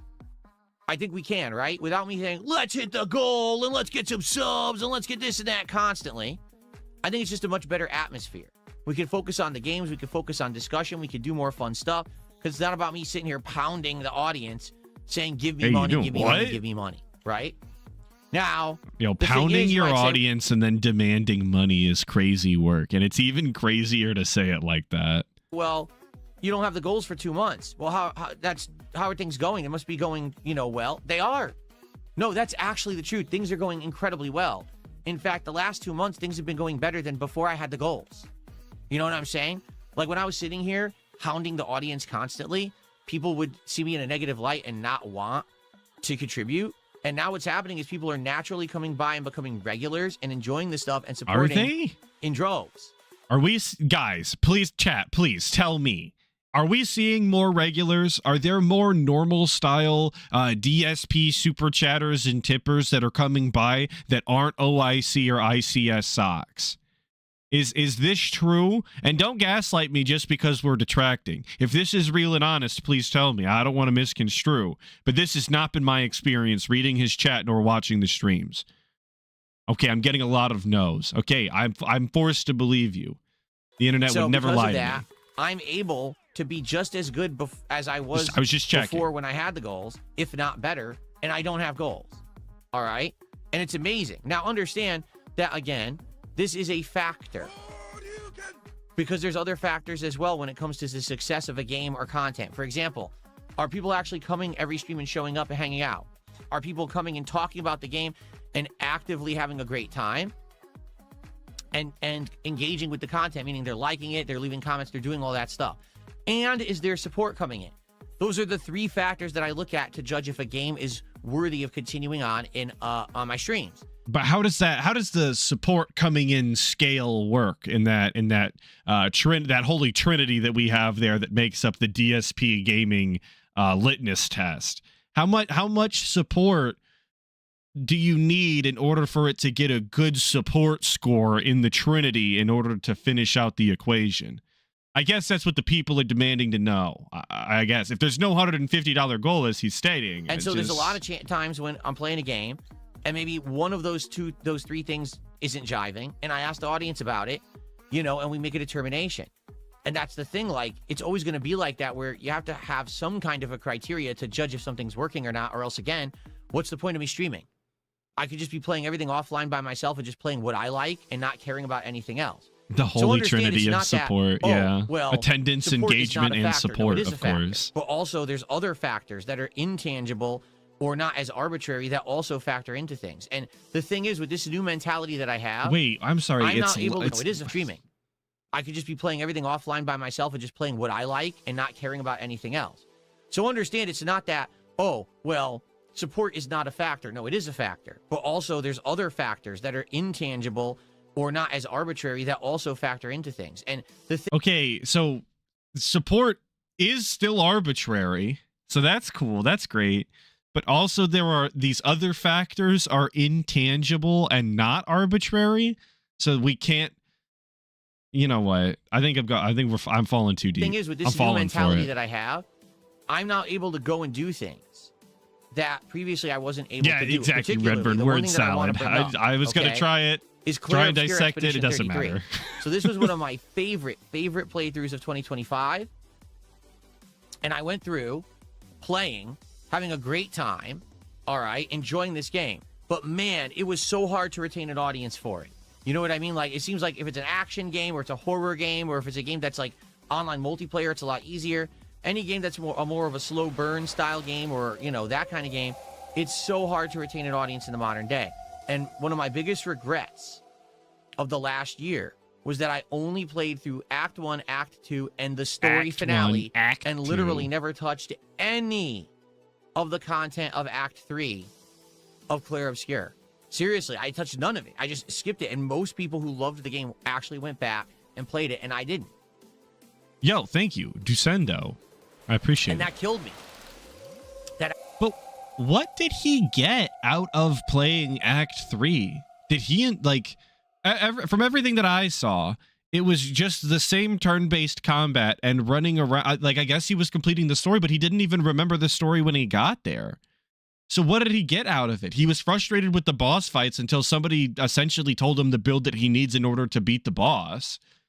What did he get? Why was he so upset about not being able to finish Clair Obscur? I never really did understand what he was getting out of it if the money wasn't there in the first place. Absolutely killed me that I had to forego that content. And then when all this changed and I had a new audience and I was like, hey, you want me to go do it? Because I would love to do it. It's what I wanted to do all year. And people were like, yeah, let's do it. They never said that. I remember they never said that. Not that it always worked, because there were some streams of that game that were absolutely dead. Okay, there was low attendance, low support, low engagement.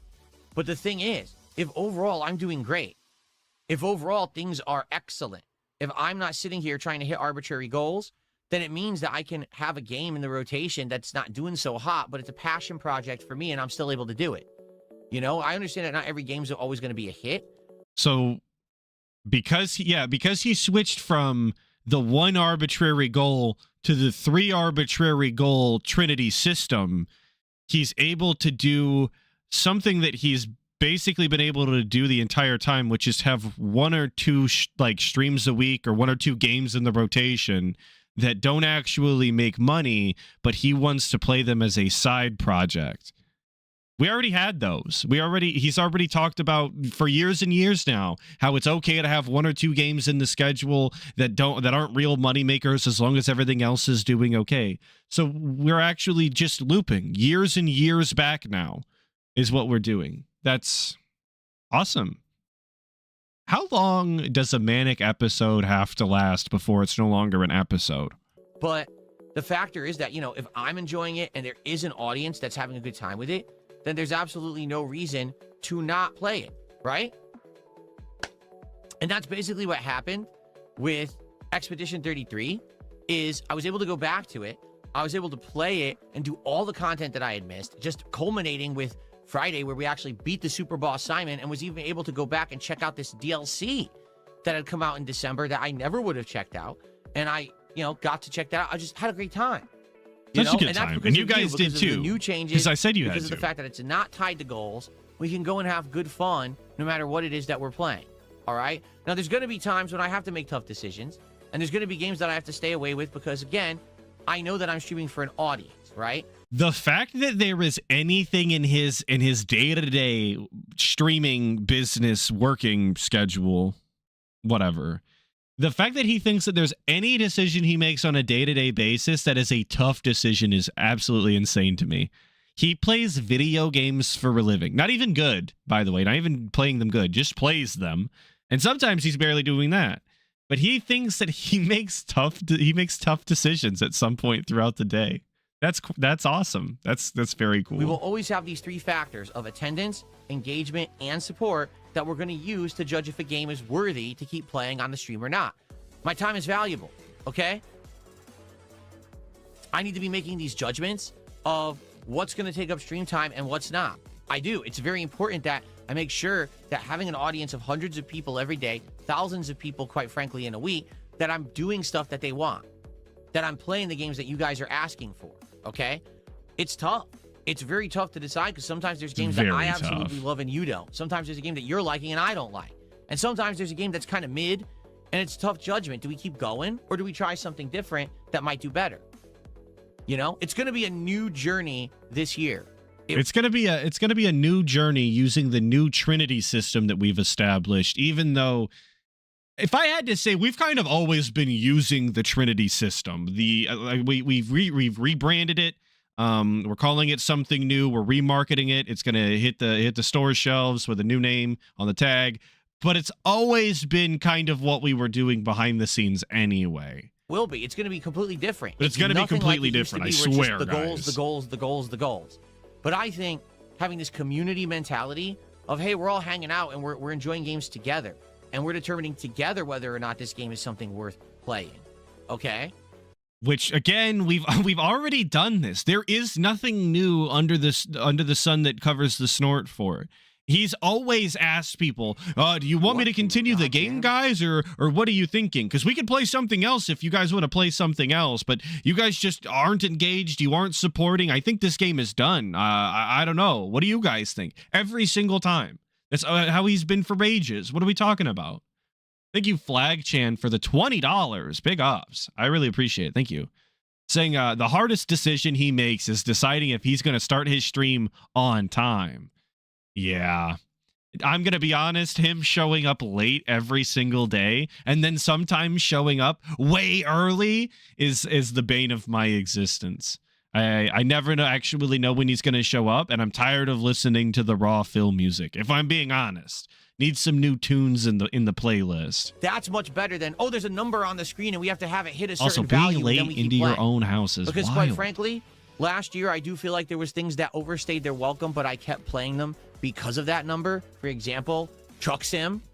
American Truck Sim was a game that I enjoyed, but should have ended 3+ months earlier than it did.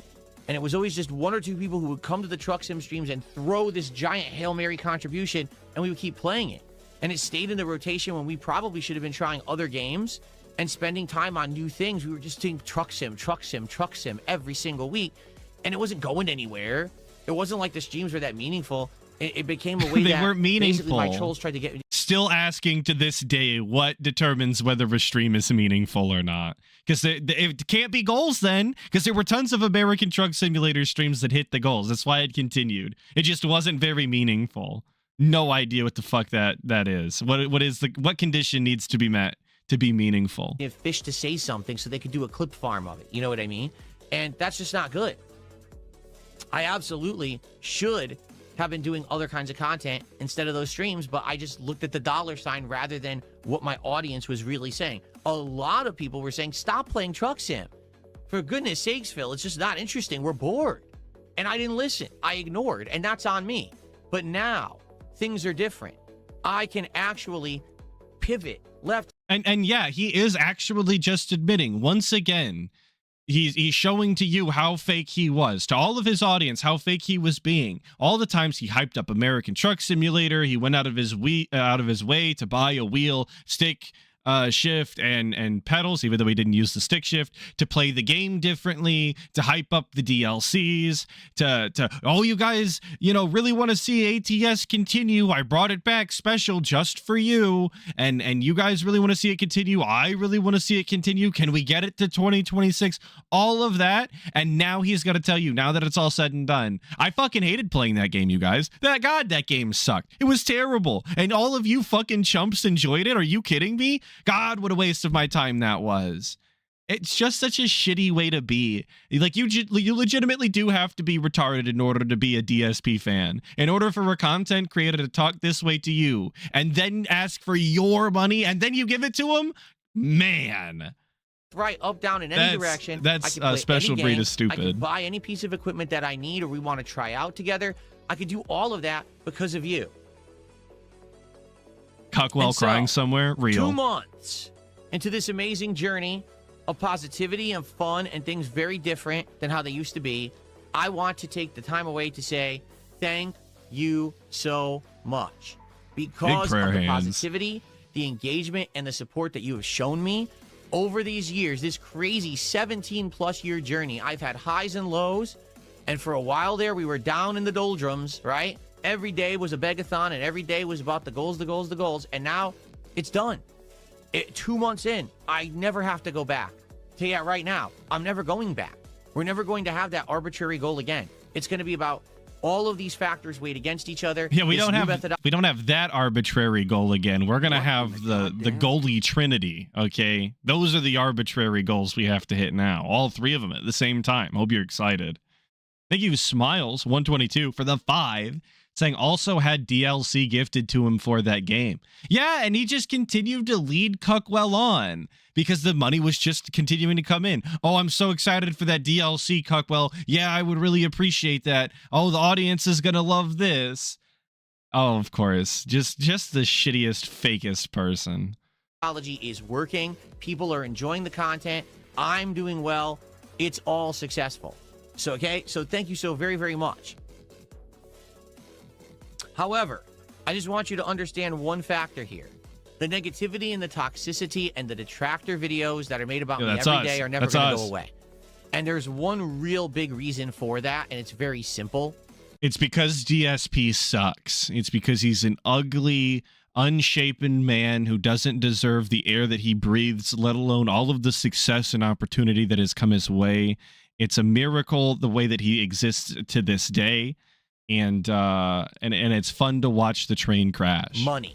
Oh, okay. Okay. My bad. If toxicity, negativity, and bullying on the internet was not able to be monetized, no one would still be bothering me.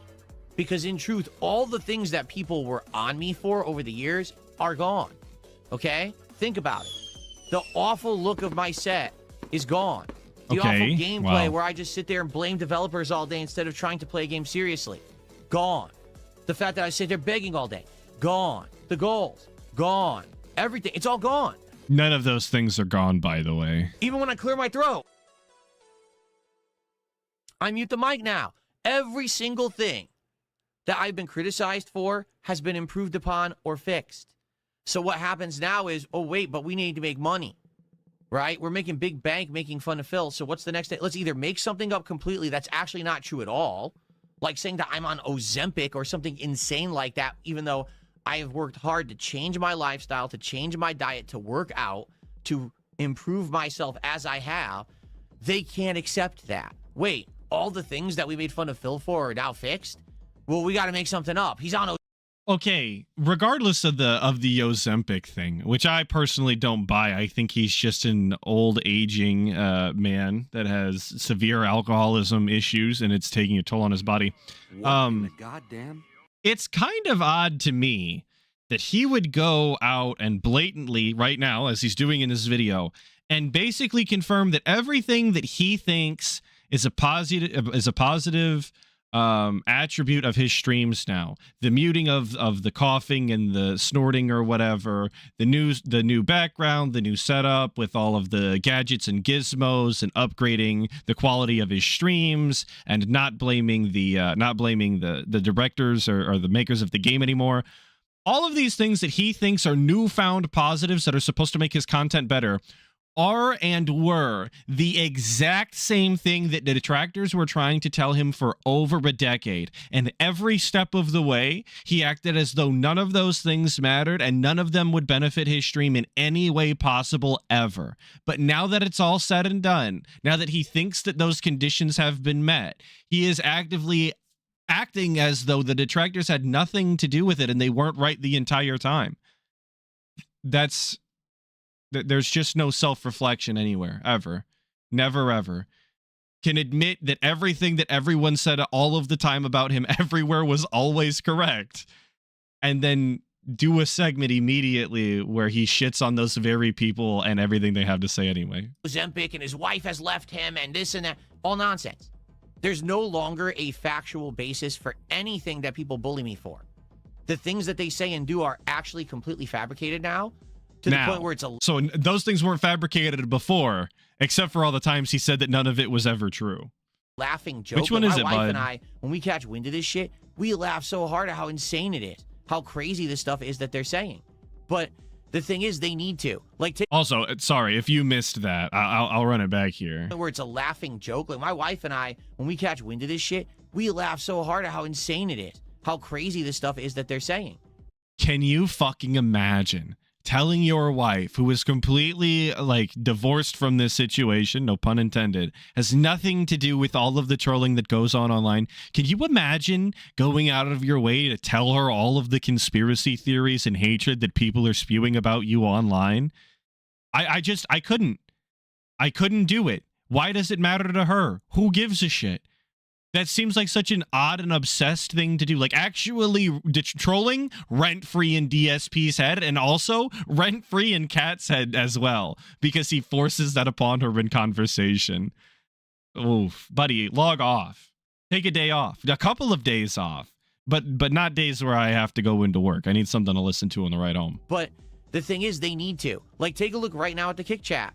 How this person who keeps making 100 sock accounts behaves every day. Why do they behave that way? Because their narrative has to be true, or else they're doing nothing.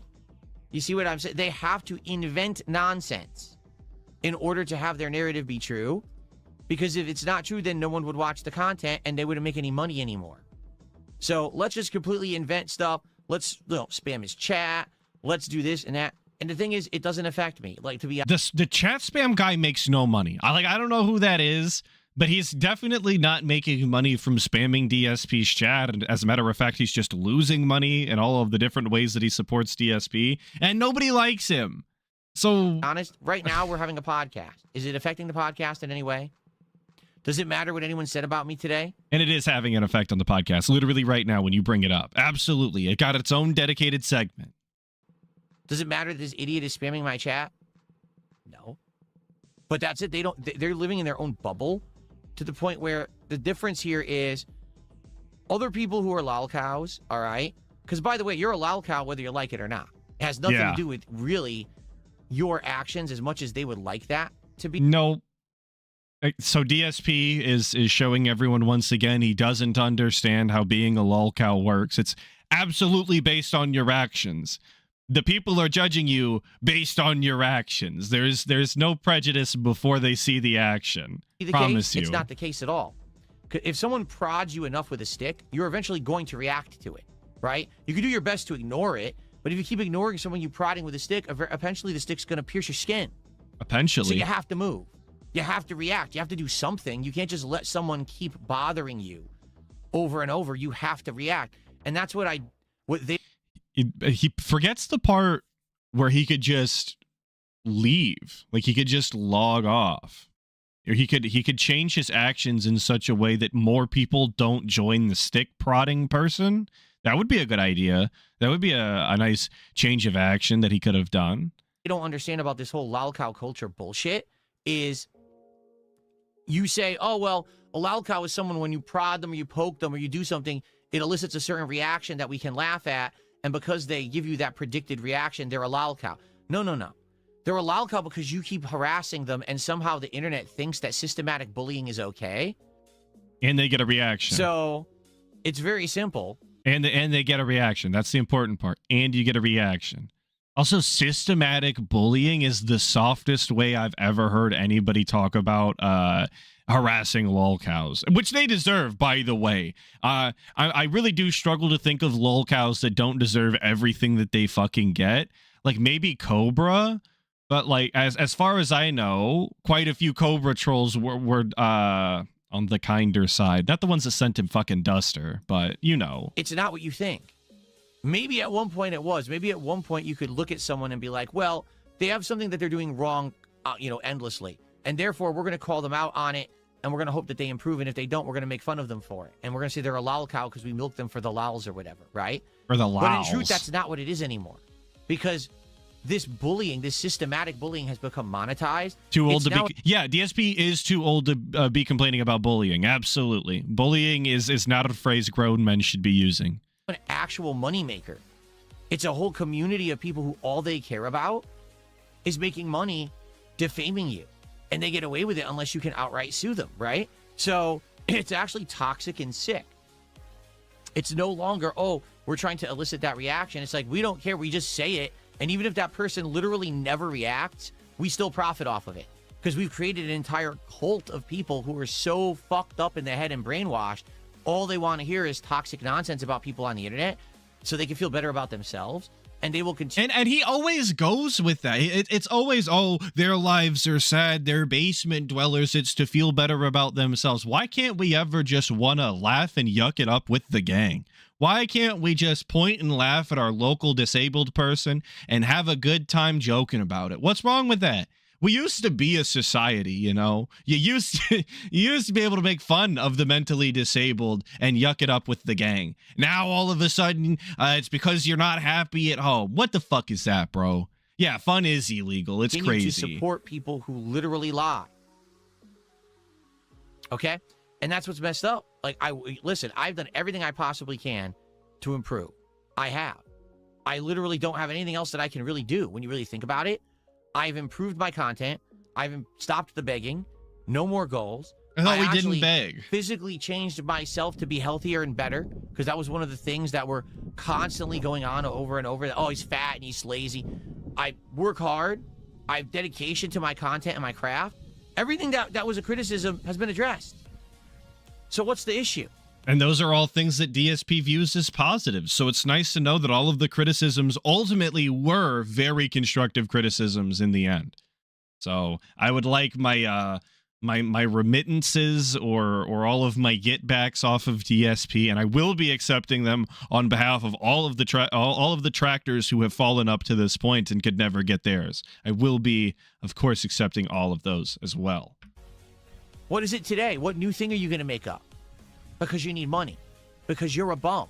Because you're broke. Not me. I'm far from it. I'm doing Not good. me. And I'm that's not what I'm broke. here to say I'm thankful for.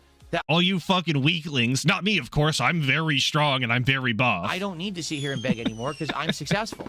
These idiots literally pay me for literal nothing. This person is giving me money right now. This person right here. And you're pointing it out.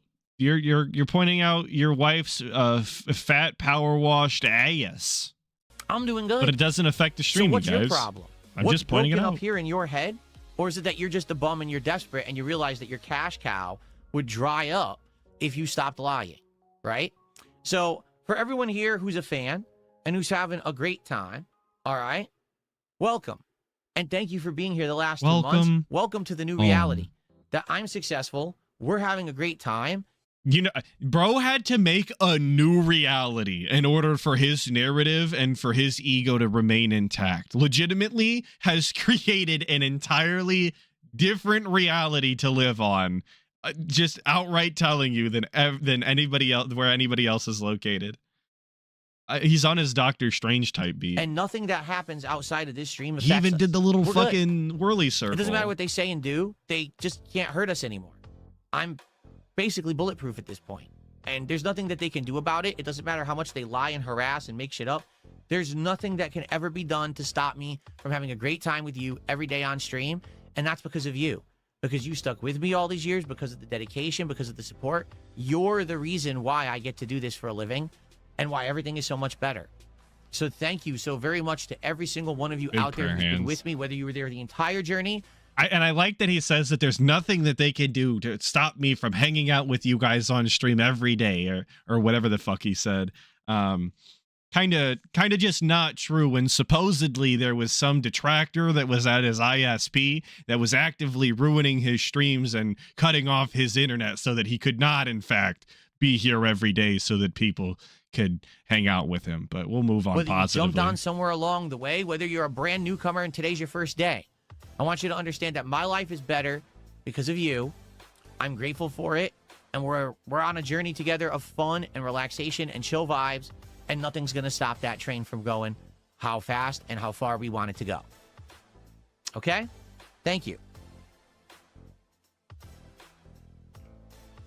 The thankful segment, of course, couldn't not contain a bunch of detractor talk. I'm sure that many of you noticed that we could not actually address any of the positivity without addressing a lot of the negativity as well. The trolls had to be included in the fan conversation. Very nice. Cool. Great. All right. So the goals are gone. They're not coming back. It was a 2-month experiment, right? Can we go for a while with no goals, and what would happen? I'll tell you what will happen. Amazing success. Because that's exactly what's happened. I've had amazing success these last couple of months, not having goals, just being me and enjoying and having fun. This is amazing. Thank you, everyone, again, for all of your support and positivity. Things are going great. And it can only go up from here, because that's the thing. Like, now that I've got that momentum going and we got that positivity, And we got the behind, momentum, and there's none of that guys. toxicity anymore, we're good. What we need now, honestly, here's the very God's honest truth. We need good games. We need good games to come back, because I'm not saying that there aren't good games. I'm saying they're the indie games, they're the little games. We need AAA studios to start pumping out gold again, right? Let's hope that this Resident Evil coming out in February is a great game.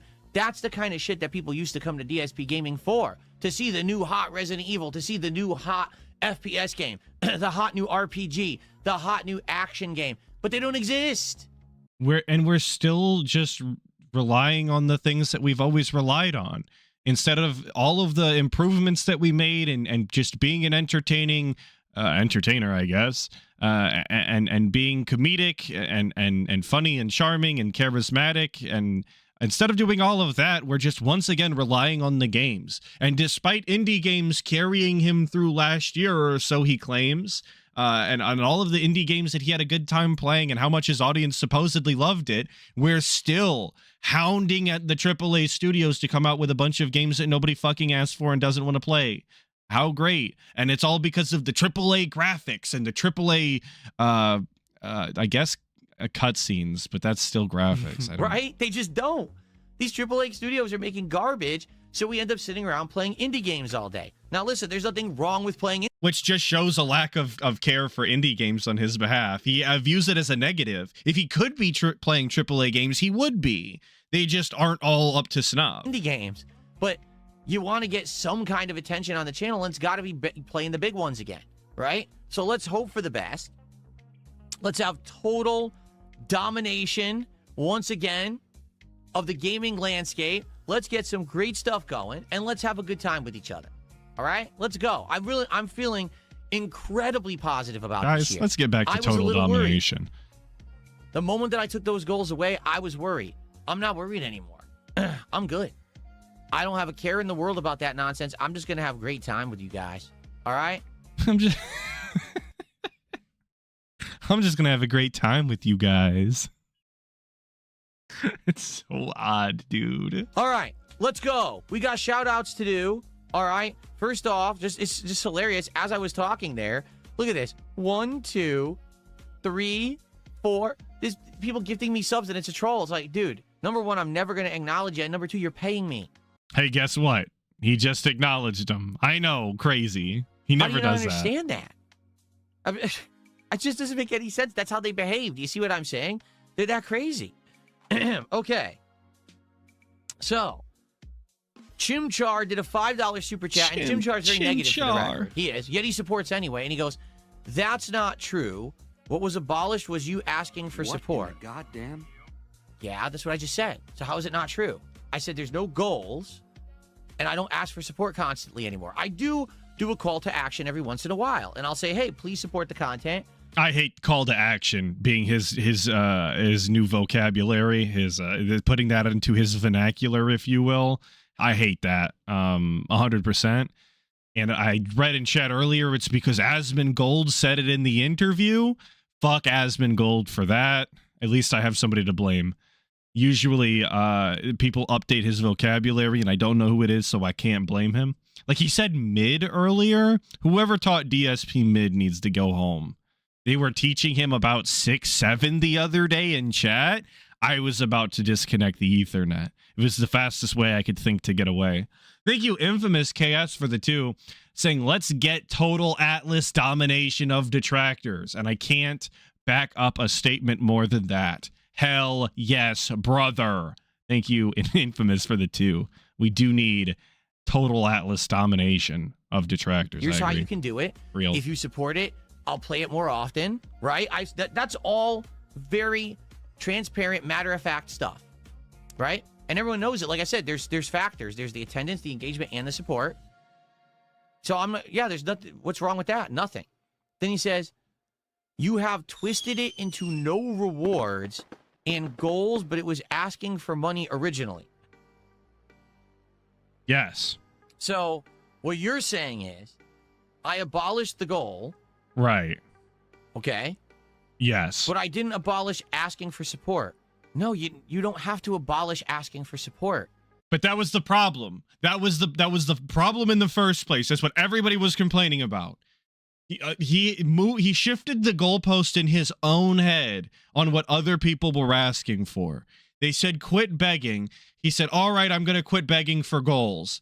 Guys, see, the goals are gone. Well, you never quit begging. Well, I didn't have to quit begging. I quit begging for goals. Amazing. Literally every fucking streamer on the planet asks for support. No, they don't. Every streamer that says, hey, here's a link, go click it and buy this merch. Click this and give me a referral. Do this, buy this, participate in this. Do that. That's exactly what I'm doing. I'm not doing anything any different than anyone else. But he's not doing that either, though. Because at least, hey, click on this referral, you get something. Hey, buy this merch, you get something. Hey, even if a membership, like you can offer certain things with a membership. You can get something out of it. Give me money in the form of PayPal donations or super chats, I don't think is nearly equivalent at all. Sorry, do you think I'm Jesus Christ or something? And I'm going to be like some kind of, flawless person who's going to sit here and never have to ask for anything? No, it's my job, stupid. Only Jesus Christ himself could stream and not ask for money. Well, all right. It's my job to make a living, to pay my bills, to support my family. Sorry for the this pause is not there. For it free wasn't streaming. It's not my hobby. It's my work. You understand? It's my occupation.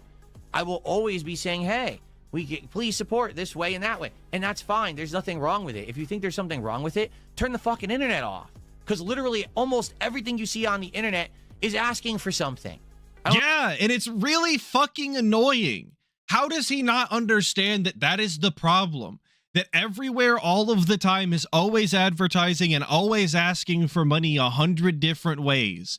And that people want that as little as possible and appreciate that from their entertainers when they can get it. And that is one of the reasons why community-made user content is far more enjoyable than all of the garbage that actual Hollywood and big productions push out. How does he not fucking understand it?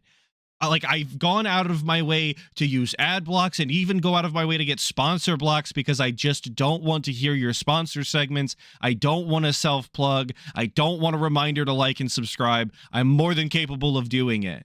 I can figure it out. I don't know if you were aware of that. Anyone who has any kind of a living on the internet is for pay.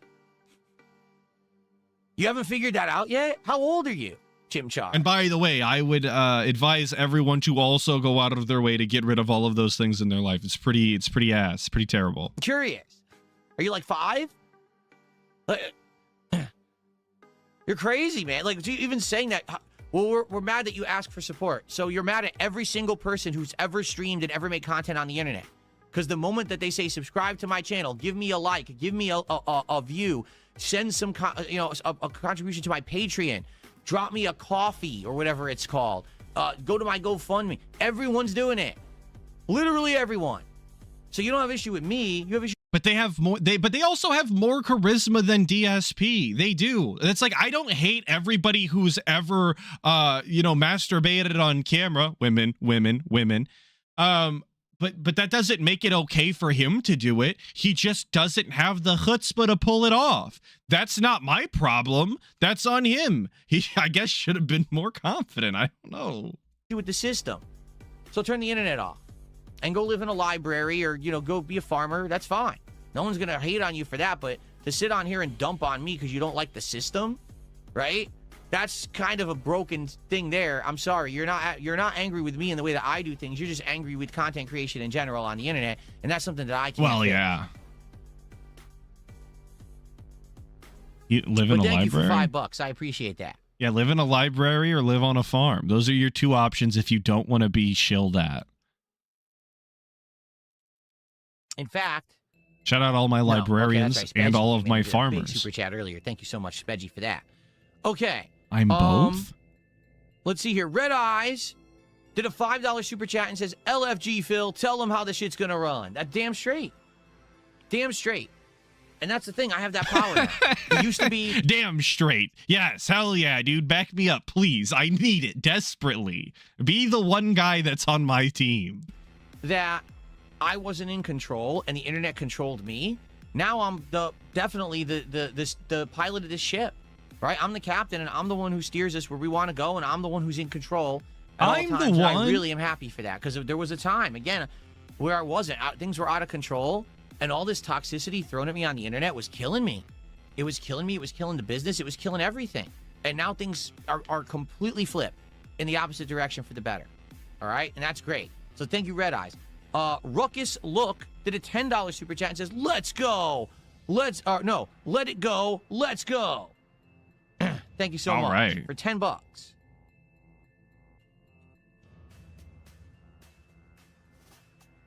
And someone named Your Future Divorce Attorney gifted a sub on Kick. Thanks for the gifted.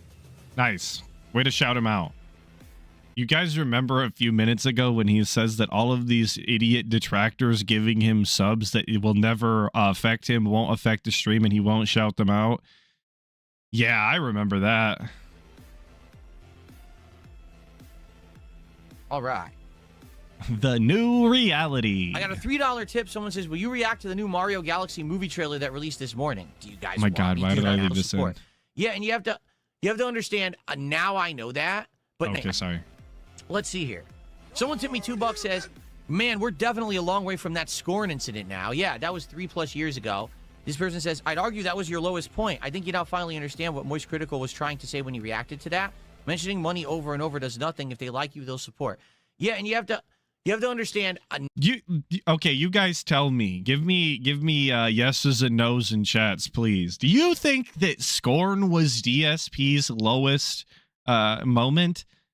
Do you think it's even close, in all honesty? Like, I know it got the ire of the Sir Moist, but I don't know that really the Scorn incident is all that more egregious than a lot of his other begs that just surround that game as well. Like, that was kind of not standard begging. It was definitely dialed up and he was shitty because of the gameplay not going his way. But like, that's just shitty DSP gameplay being a shitter. Yeah, okay. I'm seeing a lot of no's. You guys know what's up. You know where the good stuff's at then. Now All I right, know cool, that. Cool. But now I see it from a point of... Because I see people hype up the Scorn incident, we'll call it for now, I guess. And I don't think that it's nearly as remarkable as some of the other highlights that are the DSP Space Gaming channel. of success, and you can't really see it unless you're there. Do you know what I'm saying? Like, if you're stuck in a rut and things are bad, you can't see outside of that bubble. Once you're out of the bubble, you can look in positively and say, thank God that I learned better, but man, it was hard when you were there. And you're right, that Scorn incident was one of my lowest points as a creator, where here I am just outright chastising, screaming at my audience for not sending me money, right? That's awful. Absolutely awful, you know? I shouldn't have ever done it, and definitely I've learned from that experience and I've improved, right? So wasn't he just doing that with the Tainted Grail game the other day? Didn't we watch like a 20-minute segment where he was just complaining about not getting money the whole time? I'll ignore that. We'll move on to the next clip, of course, because that was the end of that one. And this one's just titled Business Meeting in RimWorld Thin Ice, because believe it or not, I'm sure many of you can absolutely believe this. RimWorld, definitely not DSP's speed. All of the interest is, of course, wearing off very quickly. All of the intrigue is vanishing as fast as humanly possible. And Sunday could potentially be the final night of RimWorld, which really is a shame that I'm not going to be able to catch it and give you all of my very obviously good insight to the world that is RimWorld. As now, the guy would probably thing say it. That I want to talk about before we get to the high guard stuff. All right, I want to talk about yesterday's streams. We got to do the business meeting, of course. And the future of RimWorld, okay? Because here's the deal. All last year, all right, you guys were asking me, play RimWorld. You got to try RimWorld. You're a PC gamer now. Why have you not tried RimWorld? Okay? And I didn't play it. I just ignored you guys, essentially. And then at the very end of last year, when we were looking for some new stuff to do. Very cool. He ignored his audience, by the way. He also didn't seem to understand that I genuinely do believe that the people asking for RimWorld were not his fans. I think the majority of those were trolls. When you've seen RimWorld getting votes on any sort of polls or being brought up in his chat, I'm almost certain that those were trolls. There was not only do I think that there is a very small amount of DSP fans that could play RimWorld and have a good time and enjoy it, but I think it's even fewer and further between that any of those people would think that DSP would enjoy that game and understand how to play it. So, like I said, fairly certain all people asking for RimWorld were trolls. Like the people asking for Kenshi or Project Zomboid, I think those are also trolls, if I'm being honest. So you know what? We got 1 day left in 2025. I'll listen to the audience. Let's go. Let's try RimWorld. All right? That has now resulted in 16 hours of RimWorld in the last 3.5 weeks. What in the goddamn? That's a lot. You know, 20 plus hours of the game. Especially because it's not necessarily like a narrative-based game or anything like that, right? It's a survival game where you have survivors that crash land or are stranded on a planet. You try to get them resources. You try to protect them from the elements, but also invaders and angry animals and all kinds of stuff that happens. You know, bad weather.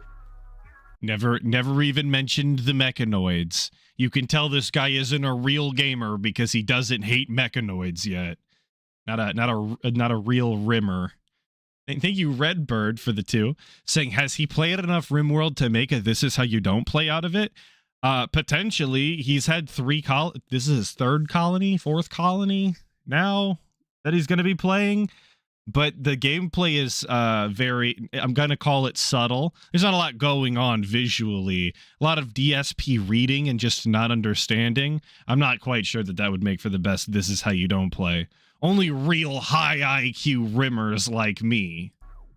And it certainly has been a fun and unique experience for a couple of reasons. He hasn't seen mechanoids One, yet? I believe that. The people that show That's up kind to of what I RimWorld figured, is that he just engaged. hasn't seen them because he hasn't played far enough. What I mean by that is, it's an audience that like the game a ton, and they want me to enjoy it as much as I can, so they help me to understand it every single time. They explain the elements. They say, this is better than this. Do it in this order. This is the menu you go to.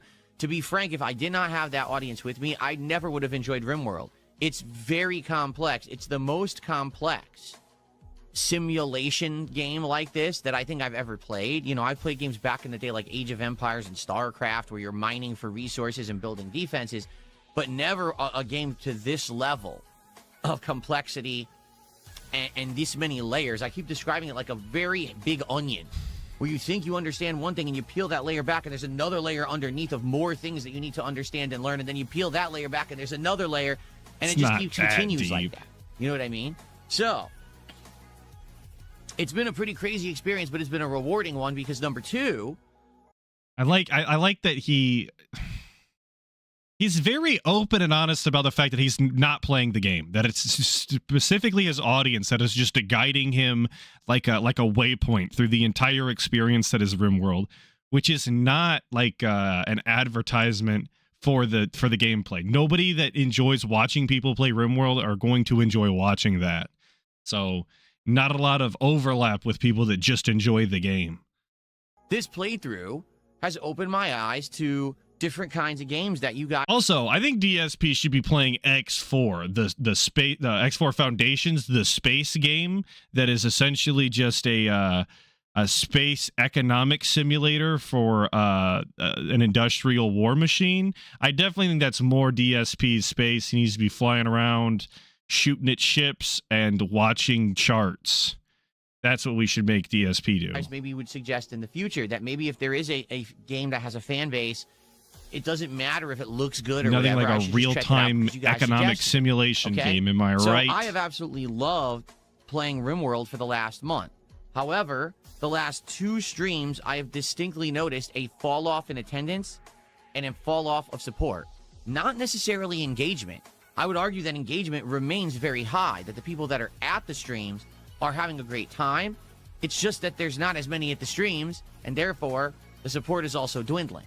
You know, as we just talked about on yesterday's podcast, there's 3 keys to success for any game on a stream for me. Oh, the Goalie Trinity, dude. I'm so glad we watched that other clip. That's super useful. Hell yeah. Engagement and support. Well, last night, we didn't even have 200 viewers for RimWorld. Oh, no. That's on YouTube. Now, we did have viewers One on of the Kick, but we 3 always has have viewers on fallen. Kick. I'm talking about in general the audience. And there definitely were less for RimWorld yesterday. And support for the first time ever. We didn't even hit $100 of support for RimWorld. Now, that's not the end of the world. That doesn't mean that, oh my God, the sky is falling and the roof is on fire and everything's falling apart. But that's a bad sign for a game that just means we're not going to play the game anymore. Incredibly well with attendance and support at first. That first couple of streams that we had played RimWorld, it was no lie. We had like 300-400 just on YouTube. We were making crazy amounts of support, like over the top levels. And you might say, well, what happened? What changed? I honestly don't. The whales aren't coming through. Let's just call it. Let's call a spade here. The people that were actively supporting RimWorld with like $50 contributions are just not coming through the way that they used to.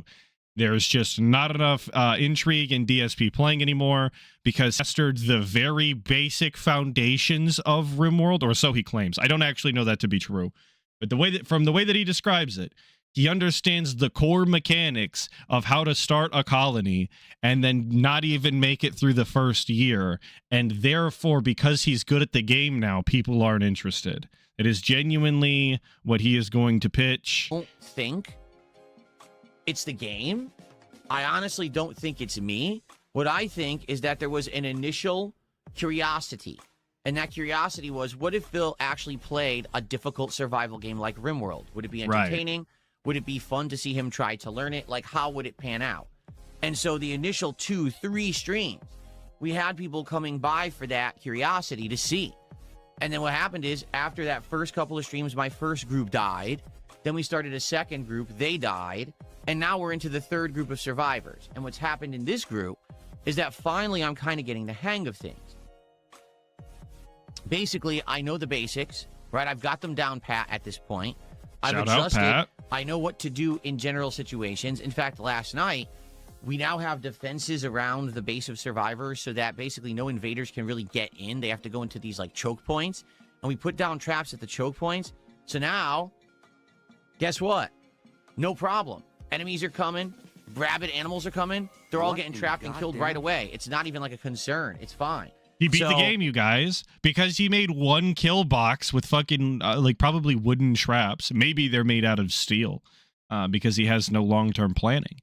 But because he made a kill box and these specific enemies aren't getting into the base, he beat the game. They're not even a concern. Never mind the people that literally drop from escape pods crashing into your building, get completely negating your defenses, or the mechanoid clusters that, like, you know, actively, will just, they'll fuck you. They'll fuck you hard. None of the environmental concerns are preparing for winter and actually ensuring that your pawns are clothed. None of that is important nor fun. We beat the game because we built one kill box. That's all you need, dude. Just one good kill box. Thank you, Crooked Hound, for a 5. Saying, a game with a fan base, meaning new suckers to fleece who will eventually disappoint him and be criticized for low support.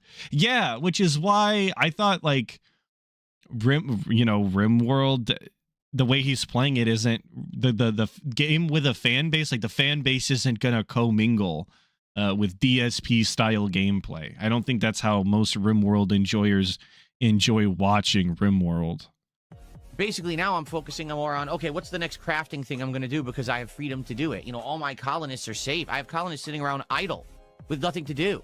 So that's just poor management, by the way. So anybody saying that DSP was born to be a middle manager, he was born to be a shitty middle manager. You've got colonists that are idle this early in the game. Brother, they're not fucking working hard enough. So it's kind of weird. And some people have even suggested, hey, why don't I up the difficulty?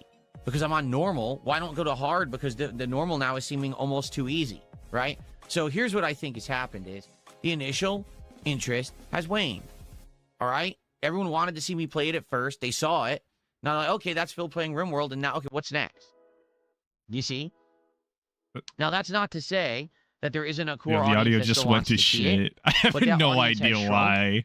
and the support has lessened, all right? So here's the deal.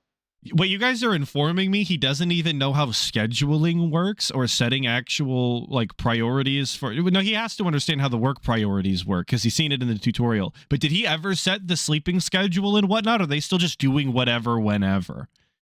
Because that's a pretty noob move, if you ask me. He doesn't? That's insane. I can't even imagine playing RimWorld without a biphasic schedule at this point. I'm not going to give up on RimWorld because of Not one to get too stream where we have less big-brained, attendance and but, less support. I'm just not going to I do support a that, okay? biphasic schedule. You can even set it Here's up what for I'm a going night to do. owl. We're going to play it again next week. We're going to give it another go, and we're going to see if we can rebound. Because the thing is, I have enjoyed my time with it. I feel like there's more to do. Like I said, maybe next time if we start playing and it does seem like it's getting boring or it's too easy, maybe we can up the difficulty. Okay, I'm okay with that, to trying it. Because again, even if you all die off or whatever, what's the big deal? All right, just go ahead and continue with another group. It's okay. But if we have another stream where attendance is low and support is slow, we're probably going to hang it up. And that's okay. I want you to understand, number one, this game is not... Because number one, guys, I never wanted to play this shit. I don't enjoy it. He said it himself. He would never play this game if his audience did not actively hold his hand. If they were not there to guide him, he would have never have picked up this game because he would never have an inclination in himself to actually put forth the effort to learn the mechanics and have fun with it. He would have picked it up. He didn't say this part, of course, but he, in reality, would have picked the game up, got frustrated because it was too much reading. He didn't understand what was going on. It wasn't explained to him good enough for his pig roach brain to understand, and he would have put it down, and that would have been the end of it. Sub an hour, guaranteed. A game that has a beginning, middle, and end with a distinct narrative. As everyone has said, every story's different. Every group of survivors interact differently. Everything's a little tweaked and different depending on their personalities and their traits, and that's all right. You know, there is an ending to the game where basically you escape from the planet. And I guess there's another ending where you actually sacrifice multiple colonies and then you become a god. How can you kill a god? Pretty out there, right? Pretty weird and out there, but apparently that's another way to beat the game. But I've never in my life beaten RimWorld, by the way. I never left the planet. I never made it into space. I'm a bad rimmer. I like my colony getting fucked over far before we get to that point. Thank you, Demi Fiend, for the 2, saying I'd love to see him get wrecked in Pikmin 2. I never played Pikmin 2, so I can't say that I want to see that. I don't know shit about Pikmin. Not a big Nintendo kind of guy, believe it or not. people have told Thank you me for the 2, Demi Fiend. I hope you get what you take want. upwards of hundreds of hours of Pikmin 2 on the gameplay to GameCube? actually obtain. The last time I checked, any game that takes hundreds of hours to play usually is lessened in interest, and I really am hard-pressed to continue games for that long. So the thing is, especially this year. Also, I don't know how the audio sounds for you guys, but for some reason, the audio quality took like a major dip for some reason, and he's kind of sounding, he's reminding me of the Bonzi Buddy, like the purple gorilla software thing. You know what I'm talking about? That's how he sounds on my end. I don't know if it's actually coming through like that on this stream, but In 2026. yeah, it's 144p. Okay, I am cool. not doing any kind of crazy commitments and saying, hey, every game It just that we play, sounds we're like playing that. to completion, Nothing I can and do. we're guaranteeing 20 to 50 hours of gameplay or anything like that. We play the games while we have fun. I hope the rest of the clip isn't like that, but it is what it is. Then we stop playing said game and we move on to something else. And that's okay. That's fine. That's got to be the new formula that we get used to and we adhere to, because that's how you get success as a streamer. It's not, oh, I'm just going to stick to one game and keep playing it even if the audience is now bored of it. I've got to move from project to project and try to keep your interest. I'm streaming for an audience to entertain. I hate that he calls playing games projects. I hate that he pretends like it's some grand ordeal that he's got to put like time and effort into, as if there's anything on his behalf that he actually has to do other than supposed to be enjoying it, but he doesn't. You know. Them to keep Crazy them to call it a excited, project. He doesn't even edit the fucking videos. So I can continue to do this. Okay? So let's see how it goes next RimWorld stream. If it goes better, then we'll keep it in the rotation. If it stays with lower attendance and support, then probably we're going to phase it out. Now, what if you like RimWorld? What if you're someone who's really liked this playthrough up to now? And you're a little bit, what's going on? I'm wondering what's going on, right? Like, I wonder what's happening. Well, it's this simple. I will play RimWorld again, probably over the weekend. I will let you know when I know, because I'll be working on the schedule soon for said week. You know, this next week, oh God, next week is going to be an incredibly long week. 7 streaming days with a marathon at the end of the week. That starts today. All of you bozos and losers in chat, in 2 hours, DSP is going to be live today. Usually he's off. You get to enjoy an actual robust raw fill stream on your Saturday. I hope you're all excited. It's going to be crazy because now, guess what? The Seahawks are going to the Super Bowl. Oh my God. Local American the football Super team Bowl. That's literally headquartered in my city and who play in downtown Seattle 45 minutes away are going to the Super Bowl. So we're going to have some Super Bowl theming in with this marathon coming up on Friday, February 6th, but it's going to be mostly gaming as well. Before they were going to the Super Bowl, I specifically remember him going, no, I don't give a shit about the Seahawks. No, I don't watch football. I don't want to do a Super Bowl style marathon. Maybe we'll just do a different marathon because I don't want to play Madden. I don't care about the Super Bowl. And then the fucking second that he can grift off of the fact that the Seahawks are going, all of a sudden there's going to be Seahawk lighting in the background. We're going to get some sort of fucking Super Bowl style hors d'oeuvres so that we can eat that and have a feasting with the fat fuck king live on the marathon. Just any way that he can grift, he's looking to do it, dude. And I guess the Seahawks are the ticket home this time. It's going to be fun. We will definitely give RimWorld another go on a stream. But I'm just going to say it up front now, and I'm going to keep repeating myself over the course of this week so everyone understands. If you like RimWorld, be there for the next RimWorld stream. Show up, engage, and support the stream. If it does well again, like it was doing, we will keep RimWorld in the rotation. But if it has low attendance, low engagement, low support, or a combination of any of that, then we're not going to play it anymore. We'll do other stuff with my time. Okay, again, my time is valuable. So please, anybody that troll tips RimWorld, if you exist, please fucking don't. Please stop. Don't do it tonight. Troll tip on something else. Let RimWorld die. Let it rot. People are That's what I want to see all 2026. Different games. Let RimWorld and everyone sleep. Wants to know it's what done. I'm doing it's next, tired. Right? Right now, RimWorld was popular, and now it seems to not be popular anymore because guess what? I've already played it for a month. But I like it. So in this case, I would make an exception. Like let's do another stream, but let's see how it goes. Let's turn it around. All right? We can turn it around. I just need people to show up and support the stream. It's that simple. The engagement is there, but the other two factors aren't. Well, here's the thing. Yesterday, I had a nice podcast where I basically said thank you to everyone for all the success that I've been having ever since I abolished my stream goals. He still uses he came back the next day and still called it abolishing the goal. He couldn't even say, got rid of or any other way to call it. Literally just has to use the word abolish. It's so grandiose for no reason. You can just chill and have a good time and play games and have fun. And we base it off of 3 criteria, which I just mentioned, the attendance, engagement, and support, not just off of a support level of an arbitrary amount of money. And because of that, things have been much better the last 2 months. My engagement on the channel is way Yeah, up. I'm an getting way more abolitionist. likes I and believe comments in on the content abolishing than I the have in a goal. long time. This is helping the channel get a wider audience. People are finding DSP Gaming in the chat or in the search now and getting it as a related video, which it never happens. So this is good. I actually am seeing some growth on the channel now, which is excellent. Okay. So we had a great podcast yesterday. And I got tons of support on the podcast yesterday. So much support. No exaggeration. It was crazy. I got like $130+. Then I played Hollow Knight, and we got about $30 during the entire Hollow Knight stream. Okay? Now I want you to understand that's fine. The stream overall did really good. But you want to be sure that obviously that kind of will continue when I play Hollow Knight. That it was that people had come and saw, oh, the stream is doing well already. Or the people who did contribute during the podcast stuck around to watch Hollow Knight. Because some people are of the impression that people will come to a stream only for a single moment, contribute, and then leave because that's all they were there for. That's not the case. It was funny because when I was playing... I mean, they definitely do, though. Or it definitely seems that way when they don't type in chat the entire time, give money, receive their thank yous, and type in chat for 2 more minutes or whatever, and then they leave out and never type in chat again.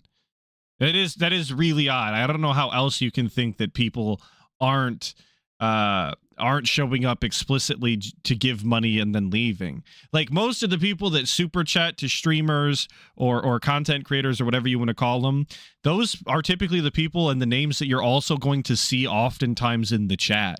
They care if they care enough to give money, typically they care enough to also type in the chat, unless of course they're like at work or something. But more often than not, it's a pretty safe bet. At least from what I've seen. Pokemon all those months. People would distinctly come to the podcast and say, hey, here's $20. You know, I want to leave this Pokemon in the party or whatever. And then people would be like, oh, that was $20. That only counts towards the podcast. What are you talking about? Are you retarded? Like, well, yes, they are. People who say this stuff know. are retarded. Like, that's the only explanation. You have to be that dumb because you're spinning the narrative so poorly to say something toxic and negative that doesn't exist, right? So overall, the stream yesterday did really, really good. Okay, I was very pleased with how Hollow Knight did. It had good attendance, good engagement, good support, and I'm looking forward to more. Also, he's the one that drew the fucking arbitrary lines on when support like is for one thing and isn't for the other. Like, sorry to be delayed on it, but like he's the one that will start a game and have like $80 on the board or whatever. And then complain when he gets an additional like 30 and be like, all right, so we only got $30 for the game. The other $80 was for the pre-stream. Of course, that's when it suits the narrative, I guess. All right. So obnoxious. But I do hope that it actually keeps up, never winning with this guy. Silksong, I was able to do an insanely lengthy, thorough playthrough because I had that distinct group that really liked the game and they came by and they hung out and they supported every single time, and that was great. In the case of Hollow Knight, it might be tougher. Because this is a game that's from 2017. You're talking 9 years ago, right? You might not have as much of an interested, engaged audience. You may be way less of attendance for this game simply because it's older, all right? So that's not how that works. How it will go. I hope that people will show up because I played it. I got my tons first of taste old of it, and games I like have it. a big And audience. you can already tell so the game's going to get much better. It's going to be more challenging, but there's going to be more abilities and things that are going to make the game better over time, just like Silksong. I'm down for that. I am there for the ride, and I'm ready. But I need you to be there, too. Now, you're here to chill. You're in the right place. We're about to react to the big High Guard reveal that they did this morning. Oh, now, no. let's get some support High for this Guard. experimental stream. I want to do streams like this year. Okay, I want to make this clear. This year, 2026, I want to try more games. I want to mess around with more content.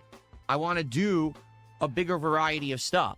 If there's a new big AAA game, I want to try it. If there's a new indie game, I want to try it. All right, but the only way that I can do that is if you're along for the ride with me. Okay, and so please stick around. Please check out High Guard with me, and please support the stream. There we go. We got him, boys. I seen it coming. I seen it coming from like a mile away. I was keyed in on that shit. I seen he was gonna ask. Let's make a cool experiment out of this, and let's see if it's any good. I'll let you know. I love popping if I like off the game, like and if it's worth your catching time a beg before to it try happens. out This is some yourself. big It is free to feat play, that not everyone but you can do. download it. There's a queue. I'll let you know if it's even worth your time. Okay? Is it Overwatch? Is it a variation of Overwatch? Is it better or worse? I'll let you know what my thoughts are. All right? Let's go. So Let's go. Let's get our initial support. Let's get our first support of the day. That's not a stupid, mentally challenged troll. Let's get some subs. Let's get some memberships, some super chats, some tips. Let's go. Right now we got nothing. Let's get our first support of the day. All right? Cool. See, They like, did it again. that's just so fucking lame and intrusive and obnoxious to the actual content. It breaks the flow entirely. He doesn't know what to do afterwards. He just stands there and reads chat, waiting for support to actually come in because it's on such a massive delay. It's just lame. Why did I leave this in here? Why do they keep doing this? Along with 60 other veteran developers. I don't need to see you looking at the wrong direction, not at the camera. And, of course, remember, there will be DSP tries it after the high guard gameplay, so there will be a good ending to the stream, too. So Is this in here? I want to experiment with more stuff like this year. I would like to try new games that are dropping, do experimental streams. That's the whole idea. This is the... I don't give a fuck. We're done with this clip. Atlas of the past can get fucked. Whatever he was on this week, it was a lot of work is what he was on. He needs to step his game up. He's leaving me shit clips that aren't cut to exactly what I wanted to watch. Of course, big up Snort Hogan for the actual clips that I'm cutting them from. But yeah, definitely need to work on my shit. Slacking off. Big announcement. He looks so atrophied in this too. This is what you guys were all waiting for. Aside from all, put my sidebars aside. This is what you've all been waiting for. This is DSP semi-canceling his top 10 and then flexing on all the fucking haters because you're all autistic. This is what everybody's been talking about for the entire week about how buff and swole DSP is, how he'd put Big Lenny to fucking shame, how his Palumboism is a way more cool. And he's going to muscle shows very soon. You could catch him out in Florida all greased up and oily. No PPP in sight, of course.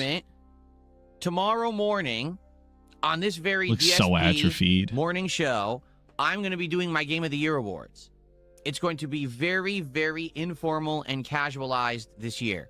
Meaning I'm not even going to, make it a special video or anything. It's just going to be a segment and a short segment in the DSP morning show.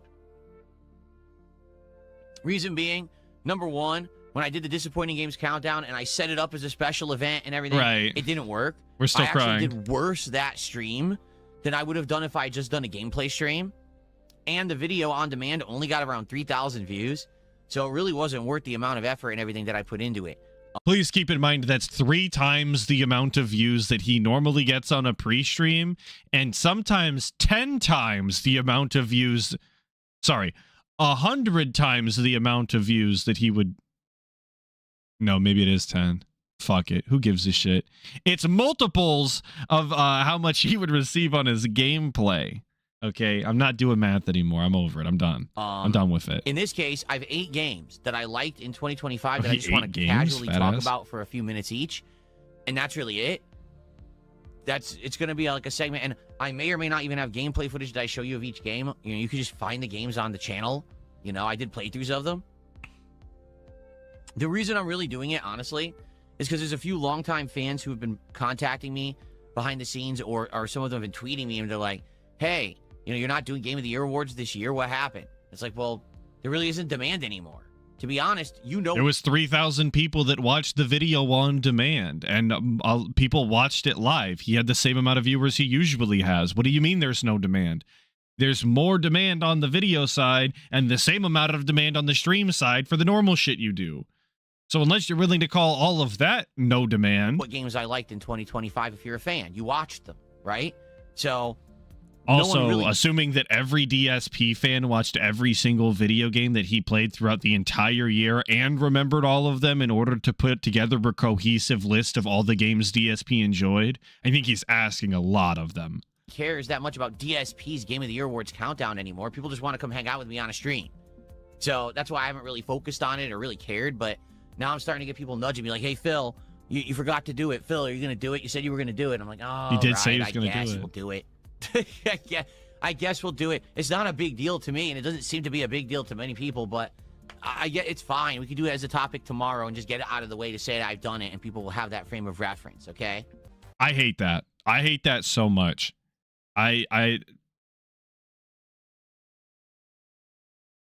I'm trying to think of the best way to put it. I really dislike the idea that he said that he would do it. It's been a DSP classic year after year for how long? He's so proud of his legacy, but he doesn't want to continue the top 10s. People are specifically asking him to finish it and follow through on his word that he, said he was going to do it.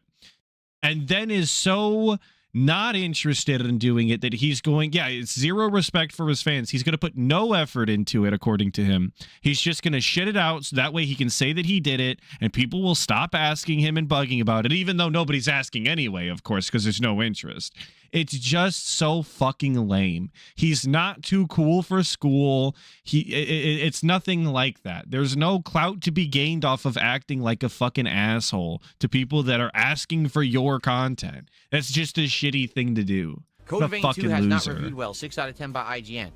I have zero interest in Code Vein. Yeah, why do it at all then? Code exactly. Vein 1, number 1. Bibliofish. Okay, was a game that we played the beta. I was interested in it. We played the beta. No one liked the beta. Everyone said the beta was too repetitive and boring, and it was such a lame attempt to emulate Dark Souls. Oh, and by the way, he didn't actually make it all that shitty anyway. Legitimately, the way that he presented his top 8 games, or however many it was the the same format as how he did the bottom 10, or whatever the fuck it was. So I'm not really sure why we degraded doing the top 8 and shit all over it and said that people didn't care and openly said that we were going to put in less effort and then we put in the exact same amount of effort. Very odd to me. It's almost like the first time he did it, he wasn't putting in any effort either. Odd. I said, okay, we're going to skip the main game. Then here's what happened. When the main game was going to come out, all the advertising heavily emphasized what in the goddamn large-breasted anime women. Hey. Okay? It was just all over the advertising. So what happened was people were like, you see, if we can convince Phil to play this game, then that'll be in this content all the time. We can talk about it all the time, and you bring it up. So all people wanted was to try to make it a playthrough that was like an uncomfortable playthrough because it was over-sexualized. Now, we already didn't like the game. We had played the beta, and no one liked it. So all of a sudden, everyone's attitude flips from, we hate this game, it's boring, to, boobies, boobies. So I said, I'm not playing it. No, but it wasn't, boobies, boobies. It was, let's make DSP uncomfortable. Let's see how entertaining it is to watch him try and dance around the subject the entire time. That is the entertainment. It's not, the perverted, boobies, boobies. We just want to look at tits all day. That was not it. But got a straw man it. Thank you, Redbird, for the 5, saying my favorite part of the morning show podcast is when he runs out of things to say and is just staring contempt daggers at chat waiting for donations. Yeah, that's my favorite part of the pre-stream as well. It's just a shame that they're totally not the same thing whatsoever, and they're completely unique, you guys. Obviously, I'm being facetious. And it became a running meme to try to get Phil to play Code Vein, okay? Well, for the record, all those years, no, I still haven't played it. It's still not a good game. I'm not going to waste time on it, okay? So now the sequel has come out. Gee, what do you think the sequel's going to be? Do you think that they've revolutionized the formula and made a completely original game with all these new gameplay mechanics, groundbreaking world design? They could have. Everything is... No, it's the same game. Oh, okay. It's the same game again. He figured it out. What a surprise. It's made for the weebs. 100%. This is the game. And I see people in chat saying Code Vein is great. It's a good game. My coworker and friend, when he heard this segment, I was playing it in the car, I think, in the truck while we were doing snow, of course. I subject him to DSP clips sometimes. To be fair, he's a fucking top 5% or 3% or something crazy Snort Hogan enjoyer, so he can't blame me. But he told me that reducing Code Vein to a Gooner Weeb game, as we will in a second, is completely unprecedented because it's a little deeper than that. It's actually a half-decent game mechanically, but I never played it. I don't know. That if you're a Gooner Weeb and you love Dark Souls, you're going to buy this game. So that's exactly what Code Vein 2 is. I have zero interest in it. I'm already not playing Souls-likes outside of those that are the more prominent ones. I don't even think I'm going to play Neo 3. I seriously don't even think I'm going to play Neo 3 because I'm just not interested in these Souls-likes anymore. I'm tired of them, honestly. And I just don't get any entertainment value playing them. I just want to wait for the real games to come out. Like if there's a new Elden Ring or a new games. Dark Souls or a new game from FromSoft, like FromSoft is working on this Bloodborne I don't want to play on Switch 2 or whatever. Any of these fucking I don't want to play any of these roguelikes that you fucking idiots keep telling me to play. I want to play the real thing. If Rogue 2 isn't coming out, then I'm not fucking playing it. Same thing with MMOs. I don't want to play any of these weird, obscure third-party MMOs. I only want to play World of Warcraft. If it's not World of Warcraft, stop talking to me about it. That's stupid. It's a waste of my time. That I'm interested in. Or there's a really high-profile one that stands out for some reason. Yes, I'm I not know World of playing Warcraft wasn't the Weed first Souls MMO. 2. I just Don't tell I me don't that. have time I for already that know. crap. I'd much rather play 20 indie games that we do one stream of than play Code Vein 2. There's no point, okay? So if you guys are here to enjoy my company and also to stick around for Street Fighter goodness, please support today's stream. Like I said, this is an Street Fighter experiment goodness. to see if playing Street Fighter as a daytime stream will work. Because I'd like to do more Street Fighter daytime streams next week and do more gameplay and level up and maybe get some characters to a higher master or whatever. But I need your feedback and I need your buy-in that you're going to be here for it and chill and hang out and support. Speaking of buy-in, Cerulean with the 2 Canadian. Really appreciate it, brother. Thank you. Saying DSP Q&A twice a day. Who asked for this? Awful. I agree. So I need a this is the buy-in for a third experiment Q&A, right now. guys. Let's go. Let's make this a great stream. Let's have a lot of engagement, a lot of people sticking around, and let's get the support going. All right, let's go. That's what I'm talking about. By the way, today's Tuesday, last day on Kick for support to count for this week, because that's how they cut it off on Tuesday for some bizarre reason. Don't ask me why, and then you get paid for it later in the week. So if you're watching on Kick today, please support the content. Let's get some kicks going. Let's get some subs going. And for goodness sakes, let's get some gifted subs over on Kick. Let's go.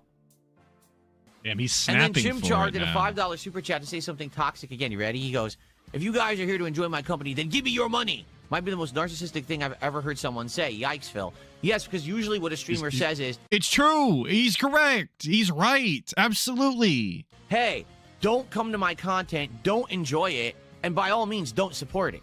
Right? That's what I should be saying.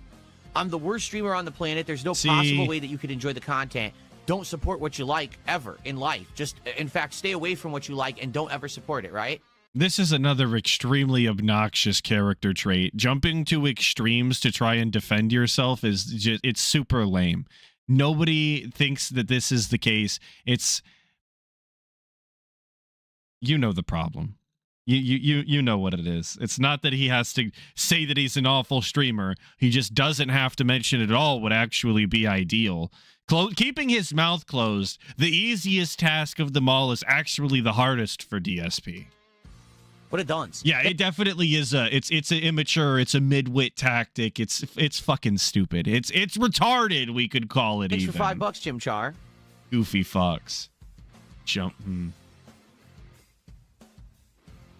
But he got his attention that he was looking for, so I'm sure he's happy, right?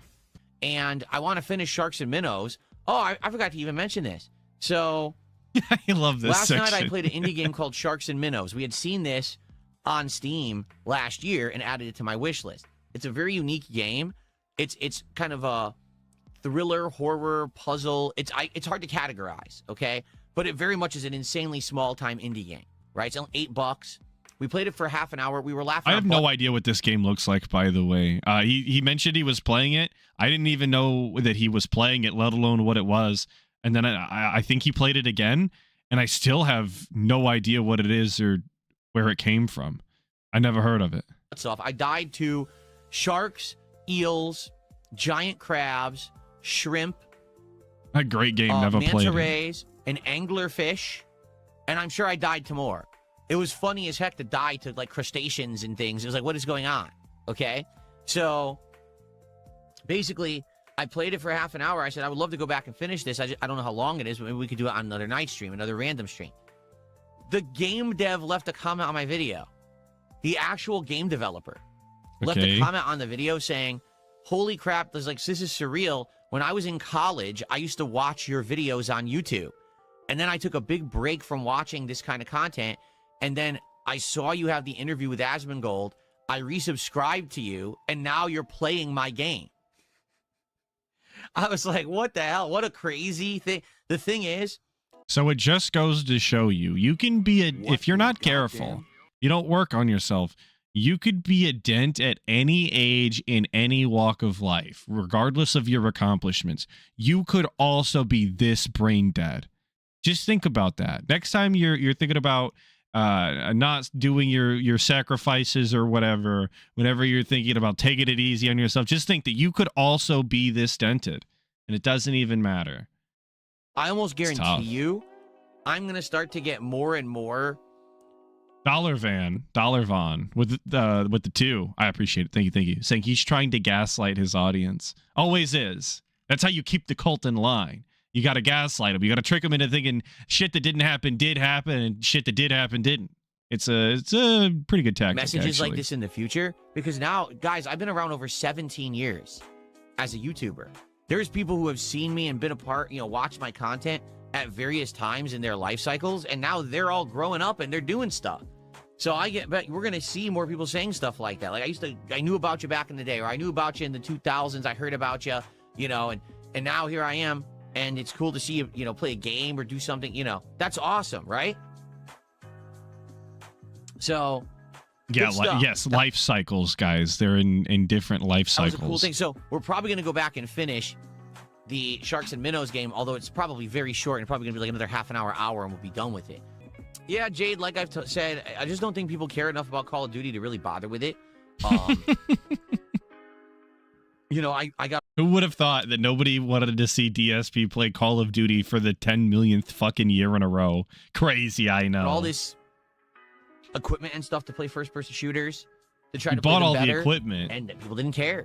Every time I've tried to bring back Call of Duty, people just didn't really care. Let me put it this way: I would be okay with giving Call of Duty one stream next week to see. I absolutely adore the fact that every time Jade brings up Call of Duty, he has to act as though, and I don't know if it's an act because maybe he really is upset about this, but it would strike me as an act, but he has to act as though he's really upset he can't play Call of Duty specifically because he wants to use, or I guess utilize to the best of his ability, all of the extra dumb bullshit peripherals that he decided to buy, as if it's going to make him better at Call of Duty, even though that is definitely not the case.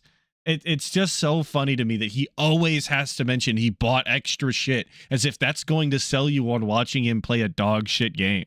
If people will show up for it. Whether it's a day or night stream, I don't know. I would give it like a daytime slot one day and see if people show up for it. But we tried it multiple times and it didn't work. So if it doesn't work again, I mean, there's not much I could do about that. I just don't think people are into Call of Duty. This one is just not very good. Okay. Someone tipped $1.50. Says, have you considered charging people for skins or music in Street Fighter 6? No. Why not? We charge people for names in Pokemon. Okay. I love my detractors because they focus on the dumbest shit. He dismisses that as though it's completely outside of the realm of possibility, but I'm pretty sure that he's offered up designing his American truck in American Truck Simulator. Like, you got to pick the colors or whatever, or you got to decide where he was going first. Like, picking outfits and the music in the main menu or whatever is absolutely right up his fucking alley. That is the exact type of grift that DSP would go for because it's so low effort. They say Phil has small arms. Okay, no, Phil has long arms. Do you see how long my forearm is? For some bizarre reason, my forearm is much longer than both my mother and father's forearms. So I have a long, bony forearm here because it's so long. My arm... Okay. Look at that. That. Look at all that muscle. Look at all that beef. Now that's a king right there. Never mind the fact that he routinely looks like this with his noodle arm up there hailing. Never mind the fact that he usually looks like this, a retarded toddler in a high chair screaming at the table. He's waiting for his food. Never mind he routinely looks like this. He actually looks like an atrophied wheelchair style individual. Never mind that he looks like that regularly in all of these different angles, because from this one specific angle, from this one specific position, at this one specific distance from the camera, which is like 2 feet closer to the camera than he usually is because he's got to lean into it, his arm looks like this. All of a sudden, he's actually Mr. McMuscles, not of the Matt variety, but he's swole, he's big, he's fit, because he looks like this at one angle in one specific instance. That's all you need. If you have one good frame out of a billion, you're actually whatever that frame said you were, as long as it makes you feel better. Okay. Sound good? Is not skinny or bony. My arm is muscular. You see? But the forearm. And like, you can see it from here. As soon as he put it down, as soon as he dropped his arm, and it's not nearly as close to the camera, and he's not flexing it to his ultimate, he instantly it looks like a noodle again. People who actually have muscly arms, who actually have, who are actually fit, who do actually have muscles, they look like it when they aren't flexing. You can look at these people who work out and tell they work out without them fucking hitting the pose. If you can't do that, then you should not be bragging about the way that you look. It's just an idea. It doesn't have to have any shame accompanied with it, but don't be flexing on people if you don't fall into that camp. It's just an idea. Arm is long and skinny. Now, could I focus on my forearms and do all forearm exercises? Yeah, I could, but why do I care? I'd much rather have my actual body be fit and toned and not worry about my little bony forearm. But these idiots focus on this and talk about it like they're obsessed. Why are... Like they really are. Just like autistically infatuated with little nuanced things like, oh, look, he has a bony forearm. That's you guys. You're autistic, not me. You, of course. But why are forearms inherently less important than like your biceps, I guess, is my biggest question. Why are we shitting on strengthening our forearms, which often come into play when lifting? Like, I feel like if you're using your biceps, to some extent you're also using your forearm strength. That's been my experience in life. Very few times do I ever lift with my arms or utilize my arms in that way and not use my forearms. Very strange. But also, it's just an idea to be like a good idea to be well-rounded if you're going to work out. Like, you do your legs, you do your arms, you work on your core, like you just do the whole kit and caboodle. That way you look balanced. That way people don't make fun of you for looking gangly. Yeah, he looks sickly, exactly. And that's what you could avoid that by just working out all of the parts of you as much as possible so you look proportional. Who cares? I'm a gamer. I'm not a bodybuilder. I don't have to go out there and lift giant concrete blocks all fucking day. I have to lift. I don't do forearm day. Oh, nah, dude. It's so heavy. Nah. Oh, I can't do it. Why would I need to? I'm a gamer and I stream. Oh no, I have to lift the joystick. Oh, my arms are snapping. Oh, I can't do it. Oh. Now, fun fact about when he bought that goddamn stick. He absolutely did complain about the weight of it and kept saying that it was actually kind of heavy and pretty hefty for being an arcade stick or whatever. And I remember because I made the fucking video about it and called him out because I saw the exact weight on the fucking Amazon page and was in absolute disbelief that this guy was complaining and saying that this was a heavy piece of equipment. But now all of a sudden we don't need to work out or whatever because this stuff isn't heavy. That's not what we used to say. So anyway, yeah, they're so dumb. But do you really think I'm doing forearm exercises? No, I'm doing real exercises. Biceps, triceps, chest. Forearm exercises aren't real. I hate to inform anybody that, focuses on the lesser parts of their body. Odd to call them lesser, to be honest. But they're not real exercises. Unlike working your biceps, your triceps, and your chest. Stomach, shoulders, legs, the ones that matter. The ones that you actually need to be like toned and buff and strong. That's what I've exercised for. Eventually, I could do little forearm exercises. I know of them. You could do them, but they're stupid. I know of them. And he's like, I don't even know what the motion he's doing is. Like, I don't know what he's trying to mimic. What forearm exercises is he like trying to do here? Eventually, I could do little forearm exercise. It's like he's trying to rev up the world's smallest bike, but like the accelerator fucking thing is on both handles for some reason. I'm just not sure. Those are close grip wrist curls. Okay, all right. I never seen him look like that. I know of them. You could do them, but they're stupid. It's just crazy that I don't know why my forearm is so long. Like my dad's forearm, no lie, goes to about like here. His hand is here. I don't know why I have a super long forearm for some bizarre reason. Yeah, it's super long. He's built like Weird, a fucking weird genetics. Yeah, he's got defective genetics. It's true. That's actually factual. Ancestors? I don't know. Maybe my ancestors were Dalzims. Boo. Long, stretchy arms. Stretch Armstrong. You ever had to Stretch Armstrong when you were a kid? Or Stretch Armstrongs. I don't know. And that's Very a reference. weird. I don't even know what a Stretch Armstrong is. I thought that was a real person.